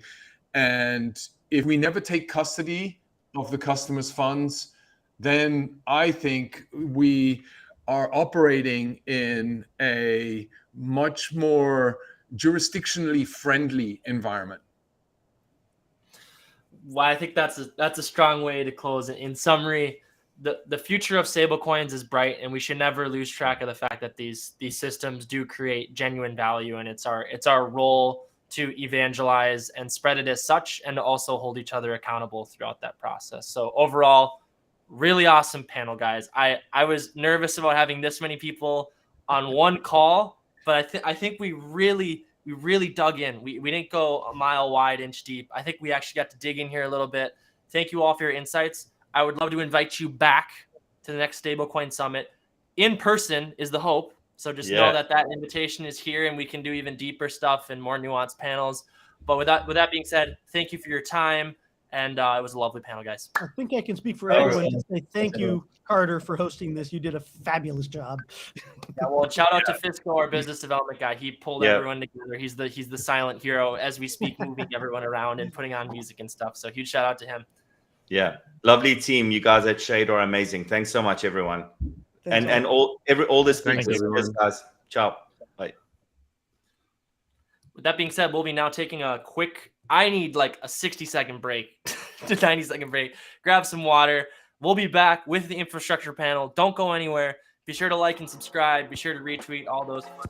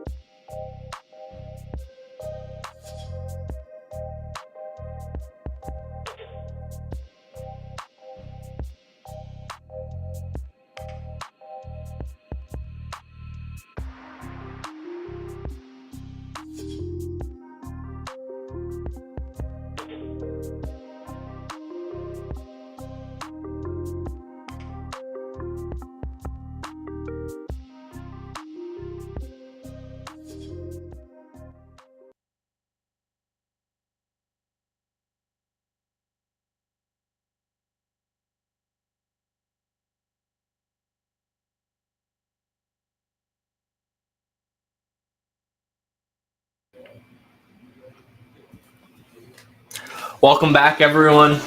Just quickly snagged lunch real quick. Now we're good to go. We're all powered up for this infrastructure panel, which infrastructure is, of course, what powers all of Web3. Ba-doom-tsh, there's the pun. But yeah, super pumped to have this infrastructure panel really talk about kind of the stuff behind the scenes that is going to drive stablecoin adoption and DeFi adoption as well. So without further ado, if we can pull up our panelists, super looking forward to this one.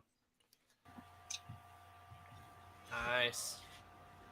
So we don't have I'm not managing 8 people on this call. It's 4, so we can take a deep breath, slow down a little bit. We can have a little more nuance here. So if each one of you would just want to do 60-second, 2-minute intro. Who are you? What's your protocol? What's it doing for the Cosmos on the infrastructure DeFi side? Or what's your role in infrastructure in the Cosmos? Then yeah, that'd be perfect. Great. Well, I guess I'll go first. Can everyone hear me? Yeah. Yep. Oh, excellent. Well, hello, everybody. I'm really happy to be here. This has been a long summit so far, a few hours. I guess we're coming to the end now. I've been watching here and there. It's been very informative. So thanks for putting this together. My name is John. I do business development for Stride. Obviously, we're a Cosmos-wide liquid staking protocol. And the reason we're involved in this whole conversation about stablecoins is that shortly, I think many of the stablecoins in the Cosmos, we've been hearing about lots of them. Many of them are actually going to be backed in part or, well, probably in part, probably none of them entirely, by Stride's ST tokens. So yeah, our liquid stake derivatives. And I'm sure we'll talk a lot more about that later. 100%. Mohammed, how about you? Sure. So Mohammed here, guys. I am the founder of Secure Software, one of the core devs at Shade Protocol and lead of infrastructure there. So excited to talk about all things infrastructure really here. Things how other protocols deal with it, like talk about layer 1, layer 2 infrastructure. There's so many things to dive into infrastructure in essence. And so many topics to talk about. So obviously excited about all of that stuff with all the people on board today. Awesome. Jake. Cool. So my name is Jake. I help manage the Cosmos ecosystem over here at Axelar, and as well as some of our kind of developer initiatives. Right now, I think most folks probably know of Axelar as through Satellite, which is a bridge that is built on Axelar to bring stablecoins into the Cosmos ecosystem. Right now, we are connected to, I believe, 30 chains, most of them EVM-based, but we'll also be adding a lot of non-EVM-based chains next year and moving towards a kind of permissionless onboarding model. And then also, next year, I think we're going to be able to start sending messages to and from Cosmos chains to other ecosystems. So similar to how we're able to send messages through IBC right now. And John and Stride, I think you guys have a really awesome use case for that. And I've highlighted kind of how fast that lets an application and a chain scale within the Cosmos. We'll be enabling all of that functionality from IBC-enabled chains to all the other chains within our network. So excited to talk about how that can play into all of the fun infrastructure topics today. Yeah. So first off, great introduction, guys. I kind of want to kick us off with, a lot of decentralized finance in Cosmos. The user experience is intimately tied with the infrastructure, right? Like the API is like I load a web page, how fast does something load? I want to move an asset, I have to use, a bridge. I'm holding wallet, like I'm holding assets. Which wallet am I going to choose? So for you guys, what are the weak points right now in infrastructure in the Cosmos, and why do you think that is, and how can we kind of improve on that front, if that makes sense as a question? Yeah, I guess I'll go first. Or Right. yeah, No, go so ahead. one thing I think. Obviously, it's fantastic that we're here in the Cosmos. Instead of having a monolithic blockchain, we have many blockchains, many app chains. But then the problem is getting from one to another. IBC works very well, but for new users especially, it can be difficult to jump from Osmosis to Stride to Terra, moving all around. even providing liquidity can be difficult for new people. Obviously, there are a lot of AMMs in the Cosmos. One thing that Stride is doing to improve that, if you've used our protocol, you probably see how slick it is. We try to get it down to as few clicks as possible.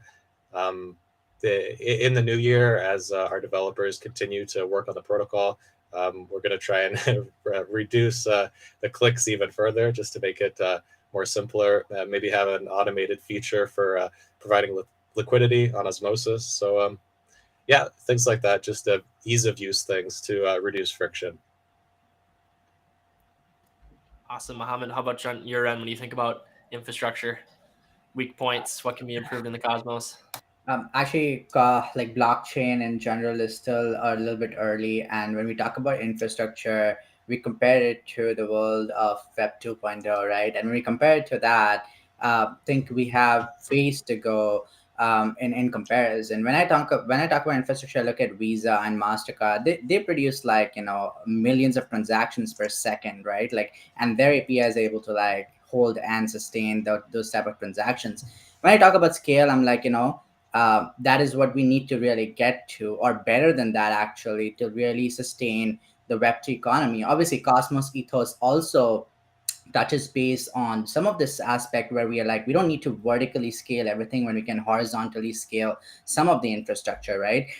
In particular, the app chain thesis, which I guess everybody here is a believer of in some capacity at least, is really something that's really touched on the infrastructure aspect of things, where we are trying to reduce the multi-use case and like increase the horizontal scalability we can achieve with that. So there's a lot to talk about in like scalability, even the horizontal space. There's a lot of like stacks that are like talking about how we can scale horizontally and vertically at the same time at capacity. How do we bring like that throughput? How do we bring that access to services? How do we bring access to the application user that really blockchain interacts with, which attunes to your user experience score that you were talking about, which is all critical to infrastructure. And some of the loose points that we have to really fix as we go all in the Cosmos and the wider blockchain space as well.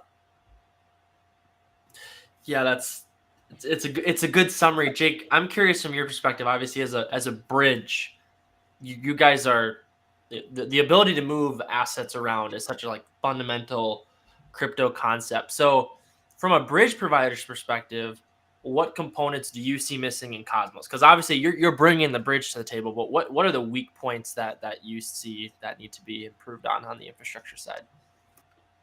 Yeah, I think like what I'm most excited about is just some of the UI updates that we're going to be able to do, right? Like, for example, I think Kato and Squid are two like good enhancements that we can talk about, right? And just like right, when we think about bridging assets, that's one thing where you're kind of just doing like a mint and burn model. But when we think about onboarding into Cosmos chains from, say ETH on Ethereum, and you want to get into, IST, being able to do that in one click, where you're able to abstract all of the bridging, liquidity pools, swapping, like dexes. Like, if you think about how complicated a lot of the paths that users take are, it is really not like the most welcoming place to do DeFi. I mean, DeFi in general is it's confusing, right? And just like figuring all of that out, it's YouTube videos, it's blogs, it's kind of just a pain in the butt. So being able to abstract like all of that confusion away from the users and make these really seamless one-click onboarding experiences, I think is going to be incredibly powerful. I think Osmosis has done a great job so far of like starting to highlight some of that. And I think within the next couple of months, we'll start to see a lot more traction with, things like Squid, where you're able to, just trust that is, picking a right path for you, and then sending these like multi-hop contract calls to go and execute functions on different chains. And then we also have like features that are coming out where it's actually called like a GMP Express feature, where we have a service that is going to essentially allow these transactions to finalize within like 30 seconds. And then they're going to actually finish the transaction on the back end, take a small fee for the risk that they're taking, but if something gets stuck during that transaction, it's now the service's job to go and like actually finish that out. So I'm really excited about that. And I think this year we'll also see just like, I think a lot of the Ethereum users don't really realize that like when you come over into the Cosmos, you're like actually going from blockchain to blockchain, right? So just ironing out some of the path dependency problems. With the Strangelove team, I know has built some software to do that, and we're working through some of those things so that you can kind of like send the tokens back to their source chain before going somewhere else. But again, just like using this general message passing functionality to kind of bake in some of these features so that like if you're transferring an asset from osmosis to secret, right, it's gonna do the right thing without the user really needing to worry about asset fragmentation and things getting stuck. So I think that by the end of the year the space is going to look very different just in terms of like one-click experiences. It's going to be a lot more friendly for people to come into the Cosmos ecosystem and start playing around. Yeah, my prediction is that 2023 composability and interoperability reaches like a tipping point where like, could we have it where a user goes to an app in Cosmos from Ethereum and they don't even know they really left Ethereum, right? Like that would be like the dream end state is users shouldn't have to really know in terms of the flow of it. So shifting away from like the UI UX improvements that we're all, I think, super excited about, simplification to like one click user stories on whatever apps we're talking about. That's obviously there's infrastructure built in to, improve that and make that a reality. That being said, one of the biggest criticisms I think of like on Ethereum has been like Infura, like centralized APIs. It's like, are we a decentralized ecosystem if all the front ends have the same API provider? Same with like front ends that aren't open source, right? Like the risks tied to certain pieces of infrastructure remaining like opaque. So in your guys' opinion, what does it mean to have decentralized infrastructure in the Cosmos? And like, what are the trade-offs of like kind of being a decentralized infrastructure maximalist? And I want to acknowledge that a blockchain is a form of decentralized infrastructure, but there's components built on top of it that really aren't.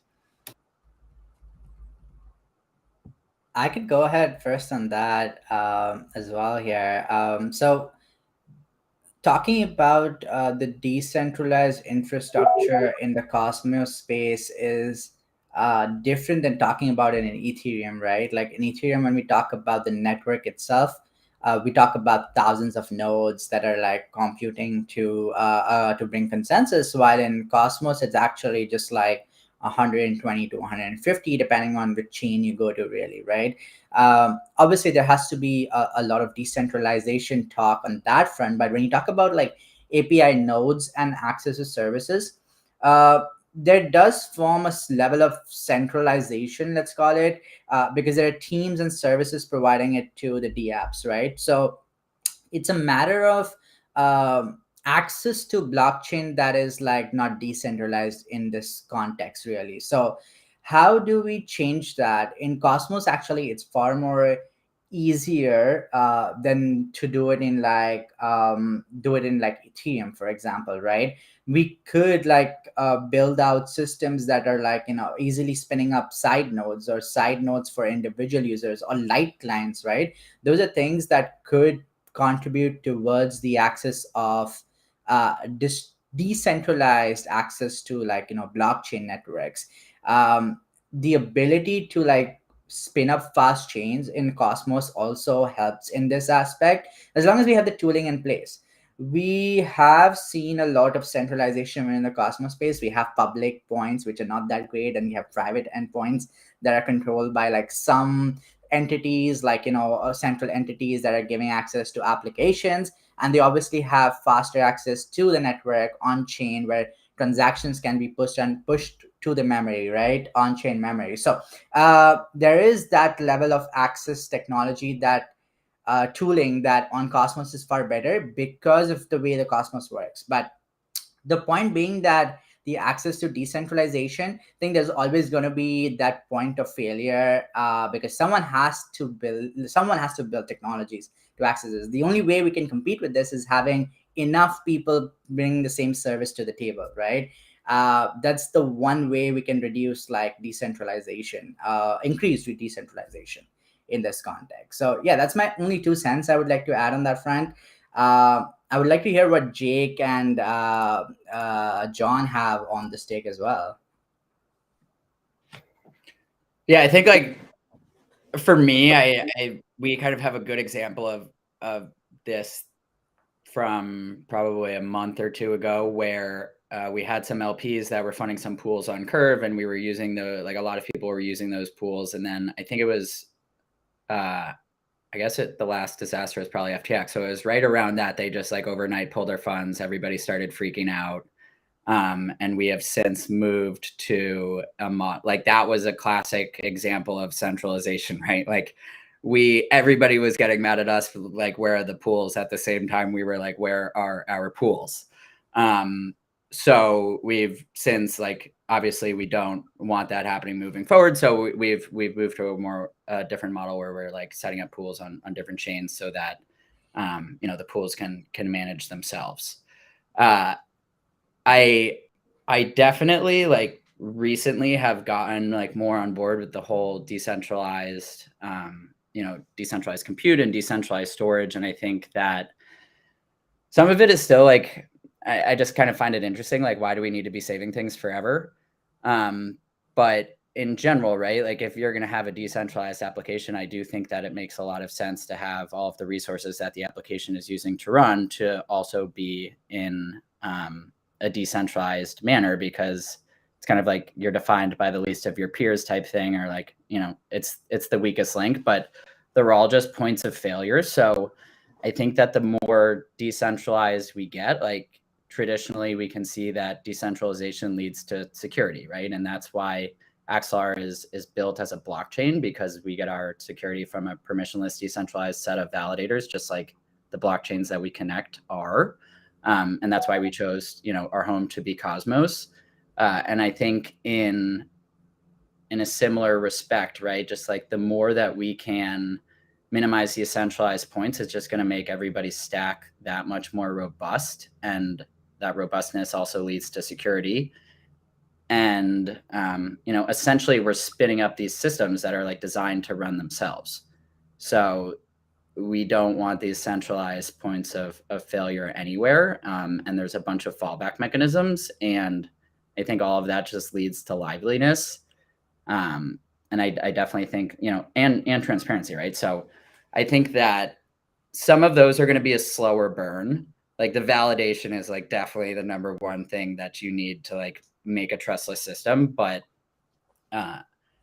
I think that there's definitely going to be a movement over towards more of those products and services. And I think we have Jackal, we have Kive, we have, I don't know, I feel I'm missing a couple, but like, I feel like within Cosmos, we have most of the services that an application needs to run, like already in a decentralized manner. They're just kind of picking up traction right now. I think I might have to pass on this one. A little bit out of my depth. I was more so looking to talk about liquid staking, but maybe I can contribute to the next question. Yeah, 100%. So we'll have the next question be more relevant in that direction. How do we, ease the adoption from TradFi users into DeFi?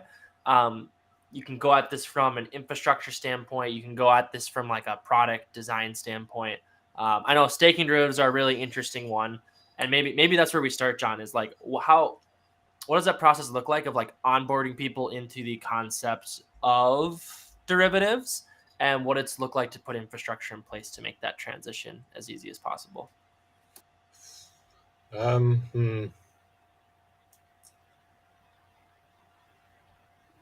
Yeah. So onboarding people from TradFi, I guess. I don't know, because DeFi is so different. I'll have to think about that one. How about you two answer? Onboarding people onto the Cosmos is definitely challenging because there's multiple endpoints that we had to come through, right? Like there is Kepler, for example, right? We don't have MetaMask integration yet. In many of the chains, probably EVMOS is the exception here, really, that has integration, and users are in tuned, at least blockchain users are in tune to MetaMask because of Ethereum being the longest term access to like DeFi slash, blockchain services on a layer 2 system. So people are used to services, and there is like different type of services available in Cosmos. So there's like onboarding time for that we have to think about. So the Kepler integration, the other wallets that are available in the Cosmos ecosystem, since we are like so horizontally scalable, everybody has their own type of different solution. There's not necessarily, there is a standard, not a thorough standard that's followed by everybody that does add an onboarding time. So I guess there's like one pain point that has to be solved in that context. And then the other context that you're talking about in terms of let's take it in staking derivatives as well, right? Like we have to make sure that staking derivatives are created for chains in the Cosmos. At this point in time, we deal with like Secret Network, for example, right? We have the staking derivative for Secret. That is basically saying that people have to understand what Secret is to understand the derivative of a Secret, really, right? To use the derivative of Secret, they need to understand what is staking on Secret. But like if people don't have this understanding, it comes to a point where we need to onboard them first. And there's like that friction to onboard new users that always exists, in my opinion. Like there has to be some ramp or understanding. But we do it through educational content, right? Hey, let's educate people on what layer ones are, what secret network is, why privacy is important. And then once they understand all of this, like they get onboarded. And that's when they think about, oh no, we can just do staking derivatives instead. That's far easier to like stake on the network, earn yield, etc. as well, right? So there are multiple pain points to onboarding in essence.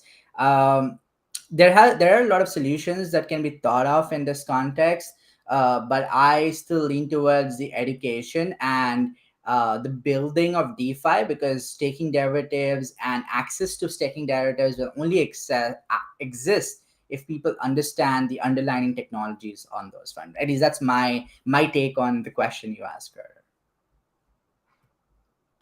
Yeah, Jake, do you have any thoughts on the onboarding question?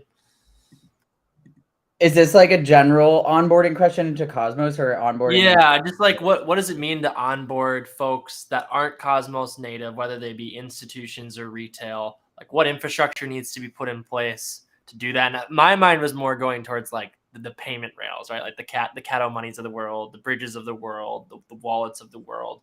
But it also is relevant to like any sort of app, like a staking derivative or a DEX. Like how do you onboard those users for the first time? So, but yeah, it's a very general question. Yeah, so I do think like all of those are pretty easy. I still think that most of the people are gonna get into MetaMask first, and then like here like Cosmos is getting more play on Bankless and stuff, and we need to get them to download a wallet. I think that wallets, Cypher, Leap, like there's a lot of really good wallets with more functionality that are coming off that also span across EVMs, and I think that the wallets are do a great job of onboarding. And then again, just making it really as easy as possible to get your money here, right? Like fiat on ramps, like without needing to use a bridge, or like all of these things are kind of like just to get your money into Cosmos right now is kind of like a level 2 understanding of like what's happening in the crypto space. I actually think that like what we're going to start seeing, I'm a little bit surprised that we haven't started seeing any of this yet, but like there's so much on-chain data that we have, right? Like if you think about two derivatives platforms trying to like steal each other's customers, like I think that we're going to get into a world where you can see who's using other protocols, and we can start figuring out like what the acquisition cost is to get some of those folks over to like, like here's $100 to come and start trading on my platform. The data is going to be there on chain. And then for the first time, we're actually going to be able to start sending messages. Like the messages that Axelar sends can be executing functions on different chains, right? Like that's complex, but like it could also be like, what's up, homie? So we can start like using this data to start messaging promotional stuff to other to other like retail users, whatever, that are on different chains and say like, hey, download a Kepler wallet, come over here, try this out. We'll give you $100 free to trade if you stay there for 30 days or whatever. And I think that like it's going to get like pretty scrappy and a lot more like traditional marketing, right? Like where we're starting to actually like be very calculated about what we do and how much it costs to like get a customer and how much that customer is worth to us. And like real business. So I hope that we start seeing that a little bit more, just because I think that if we like, once people can come over here, like there's a really good chance that we're going to be able to keep them within the Cosmos ecosystem because there's so many good builders. So, I mean, I guess I'll be able to push that agenda for myself a little bit, but I do hope that we see some more of that next year. 100%. That's interesting concept of like, of course we got to get people into the wallet, but also we have to give people a reason to leave what they're currently using, and the data is there to be able to do it. So when are people going to start actually leveraging that? I think it's a really interesting point. John, we'll circle back to you. So what is the role of the staking derivative in the Cosmos, and how does staking derivatives improve like security and decentralization of that infrastructure? Yeah, that was one of the main things I was mostly interested in talking about, especially with regard to stablecoins. My big thing, the big pitch for liquid staking derivatives and stablecoins is obviously the hurdle rate for using unstaked assets to back stablecoins is way too high. And by that, I mean, if you're going to have a 200% collateralization ratio and you're using Atom to back a stablecoin, you're going to be losing 40% per year. And so you wouldn't do that operation. You wouldn't have that stable coin at all unless you thought you could earn more than 40% per year through whatever strategy you're running to clear the hurdle rate. And that's a pretty tall ask, especially in a bear market. And that's the problem that liquid staking solves. The stable coin problem anyway that liquid staking solves, because when you have an LSD, you get to keep your staking rewards. You can use that derivative as collateral, so it could be 200% collateralization, 300%, or 1,000%, like Sam was talking about in the last panel, and you wouldn't lose any staking rewards, except for, to be honest, except for the small fee that Stride does collect. And yeah, that's the big thing. The big like fundamental piece of infrastructure that Stride provides to collateralized debt position backed stablecoins in the Cosmos. And it's really crucial, because if you want to have your stablecoin in the Cosmos backed by endogenous Cosmos native collateral, using an LSD is really the only economically feasible way of doing that. Yeah, and I think that's really interesting. The infrastructure that's being provided is going to empower users not to have to face the opportunity costs. It's like you can have the best of both worlds if you assume that the infrastructure of Stride is safe and that the code is also safe. So super looking forward to derivatives permeating throughout all of the Cosmos. I know Shade Protocol with Shade Swap, we're going to be highlighting the derivatives. With Silk as well, we'll be highlighting the derivative. And I guess one final question before we close with Jake and Mohammed. How does staking derivatives improve like the validator sets? I'm curious, like what Stride does to help improve decentralization, or like how does it delegate out to improve the infrastructure? Was that question for me then? Yes, correct. Yep. Yeah, for sure. People do it in different ways. There's about a dozen liquid staking providers in the Cosmos right now. It's quite a lot of smaller ones that many people maybe aren't aware of. They all do different ways of selecting their host chain validators. So you'll deposit assets with the liquid staking provider, then they have to stake assets, because that's the whole point. And the way they pick the validators on the host chains to stake those assets to, the way they determine that, can do a lot to help the centralization, or a lot to harm the decentralization of the host chains, or to help it. So for instance, what Stride does, Stride has a way of distributing our stake across the entire active validator set of our host chains. We're currently undergoing that process with the Cosmos Hub. So we do that. We distribute it across the entire validator set, but also we have a way of selecting validators such that we are rewarding validators who do contribute to the network. So through this process where Stride delegates our deposited atom, we help the decentralization and we help the overall health by rewarding validators that contribute to the ecosystem. So that's something that Stride does. Yeah, I think derivatives are really uniquely positioned to improve, like serve as a public good that improves the quality of the validator sets, which is the infrastructure that all of Cosmos is built on top of, is that decentralization of validators. So super looking forward to that. Mohammed and Jake, I guess for you guys, what are you guys most looking forward to in 2023? Whether it be DeFi, infrastructure, Cosmos, like what's your predict? We'll do this forever. I guess in the end, we got message. We actually have 5 minutes left, so we'll kind of close here. What are your predictions for 2023, and what are you most looking forward to? Mohammed, if you want to kick us off. I can start, sure. 2023, I know I've shared this internally a lot as well, is that really get access to some of our Cosmos technology to traditional finance in particular, right? With access to Silk coming out soon, it's really a matter of getting it hooked into regular commerce, like you said. And I think Stefan from like the previous panel also mentioned that we have the ability to like get stablecoins out there. For example, is using the POS systems that are already established, right? Really pushing for those type of integrations is really what the beauty of stablecoins in a sense in particular would come out, really, right?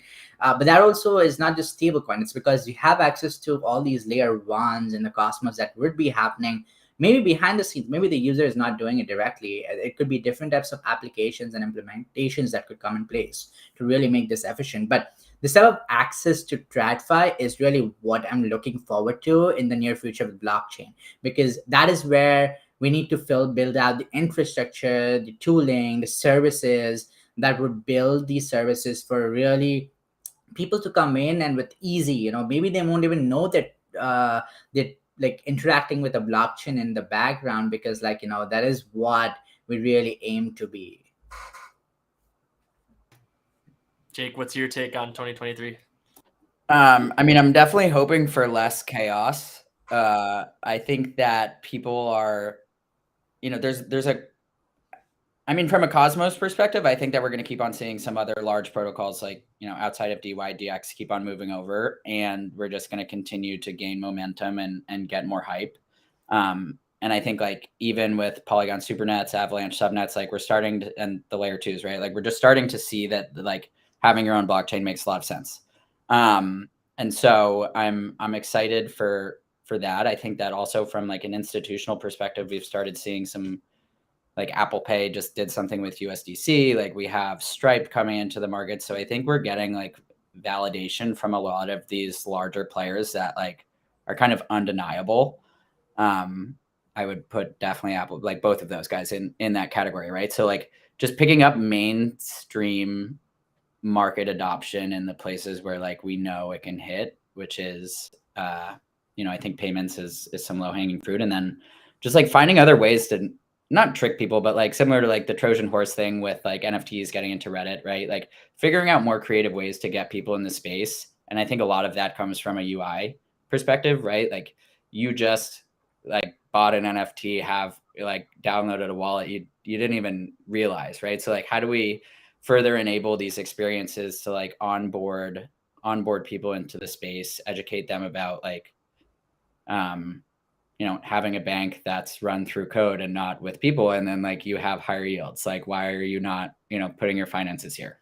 And right now it's really because of trust, but the whole system is supposed to be built on trust. So, like getting like just putting in the slow and steady like work that needs to be done to like get some of the momentum back that we lost this year and build that trust back up.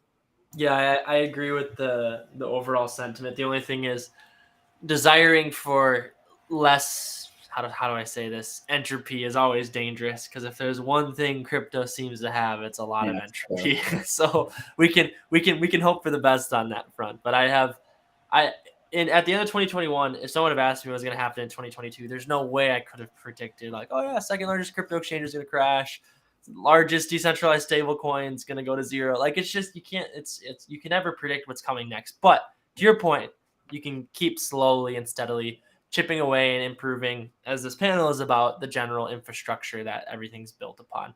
So that being said, John, if you want to kind of close us out, what are you looking forward to in 2023 the most? What are some of your predictions? And then we'll call it a day on this panel. Yeah, for me, I'd say I'm looking forward to DeFi taking market share from CEXs, centralized exchanges. I think that'll be a big trend, a big narrative in 2023. Obviously, FTX collapsed. People are losing confidence even in Binance. So I foresee a lot of DeFi, and especially in the Cosmos as well. In the Cosmos, there's such a great foundation, and there's so many green shoots of DeFi coming up just everywhere on so many different chains. Comdex, Secret, obviously Osmosis, Injective. Injective turned on IBC and added Cosm this year. So lots of very, very good sides. And I think Cosmos in particular is really primed right now for a huge DeFi boom. And I think it'll be really exciting to see Stride, but also other LSD providers providing excellent endogenous collateral for all this sophisticated DeFi.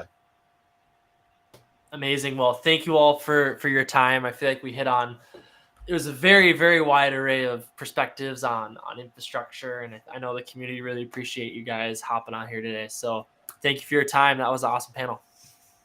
So you guys, thank you. Thanks, everyone. Thanks.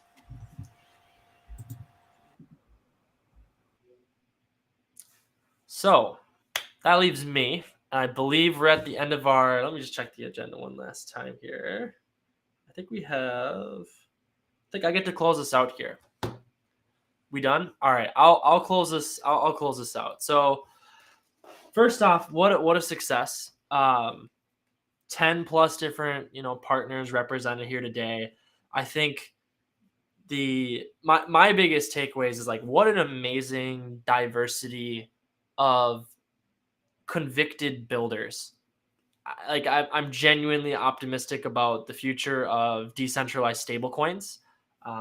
I'm very optimistic about the infrastructure that's going to be supporting these stablecoins. I'm optimistic about the plurality, as Zaki said, of Cosmos and what that's going to unlock for everyone. And I think 2023 is this really unique tipping point where all of these builders that have been building for sustainability are going to have their chance in the limelight.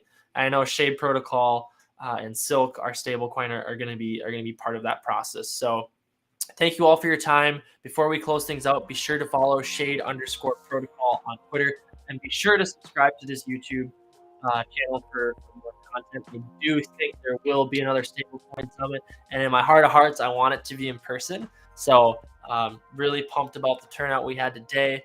Get involved in the community.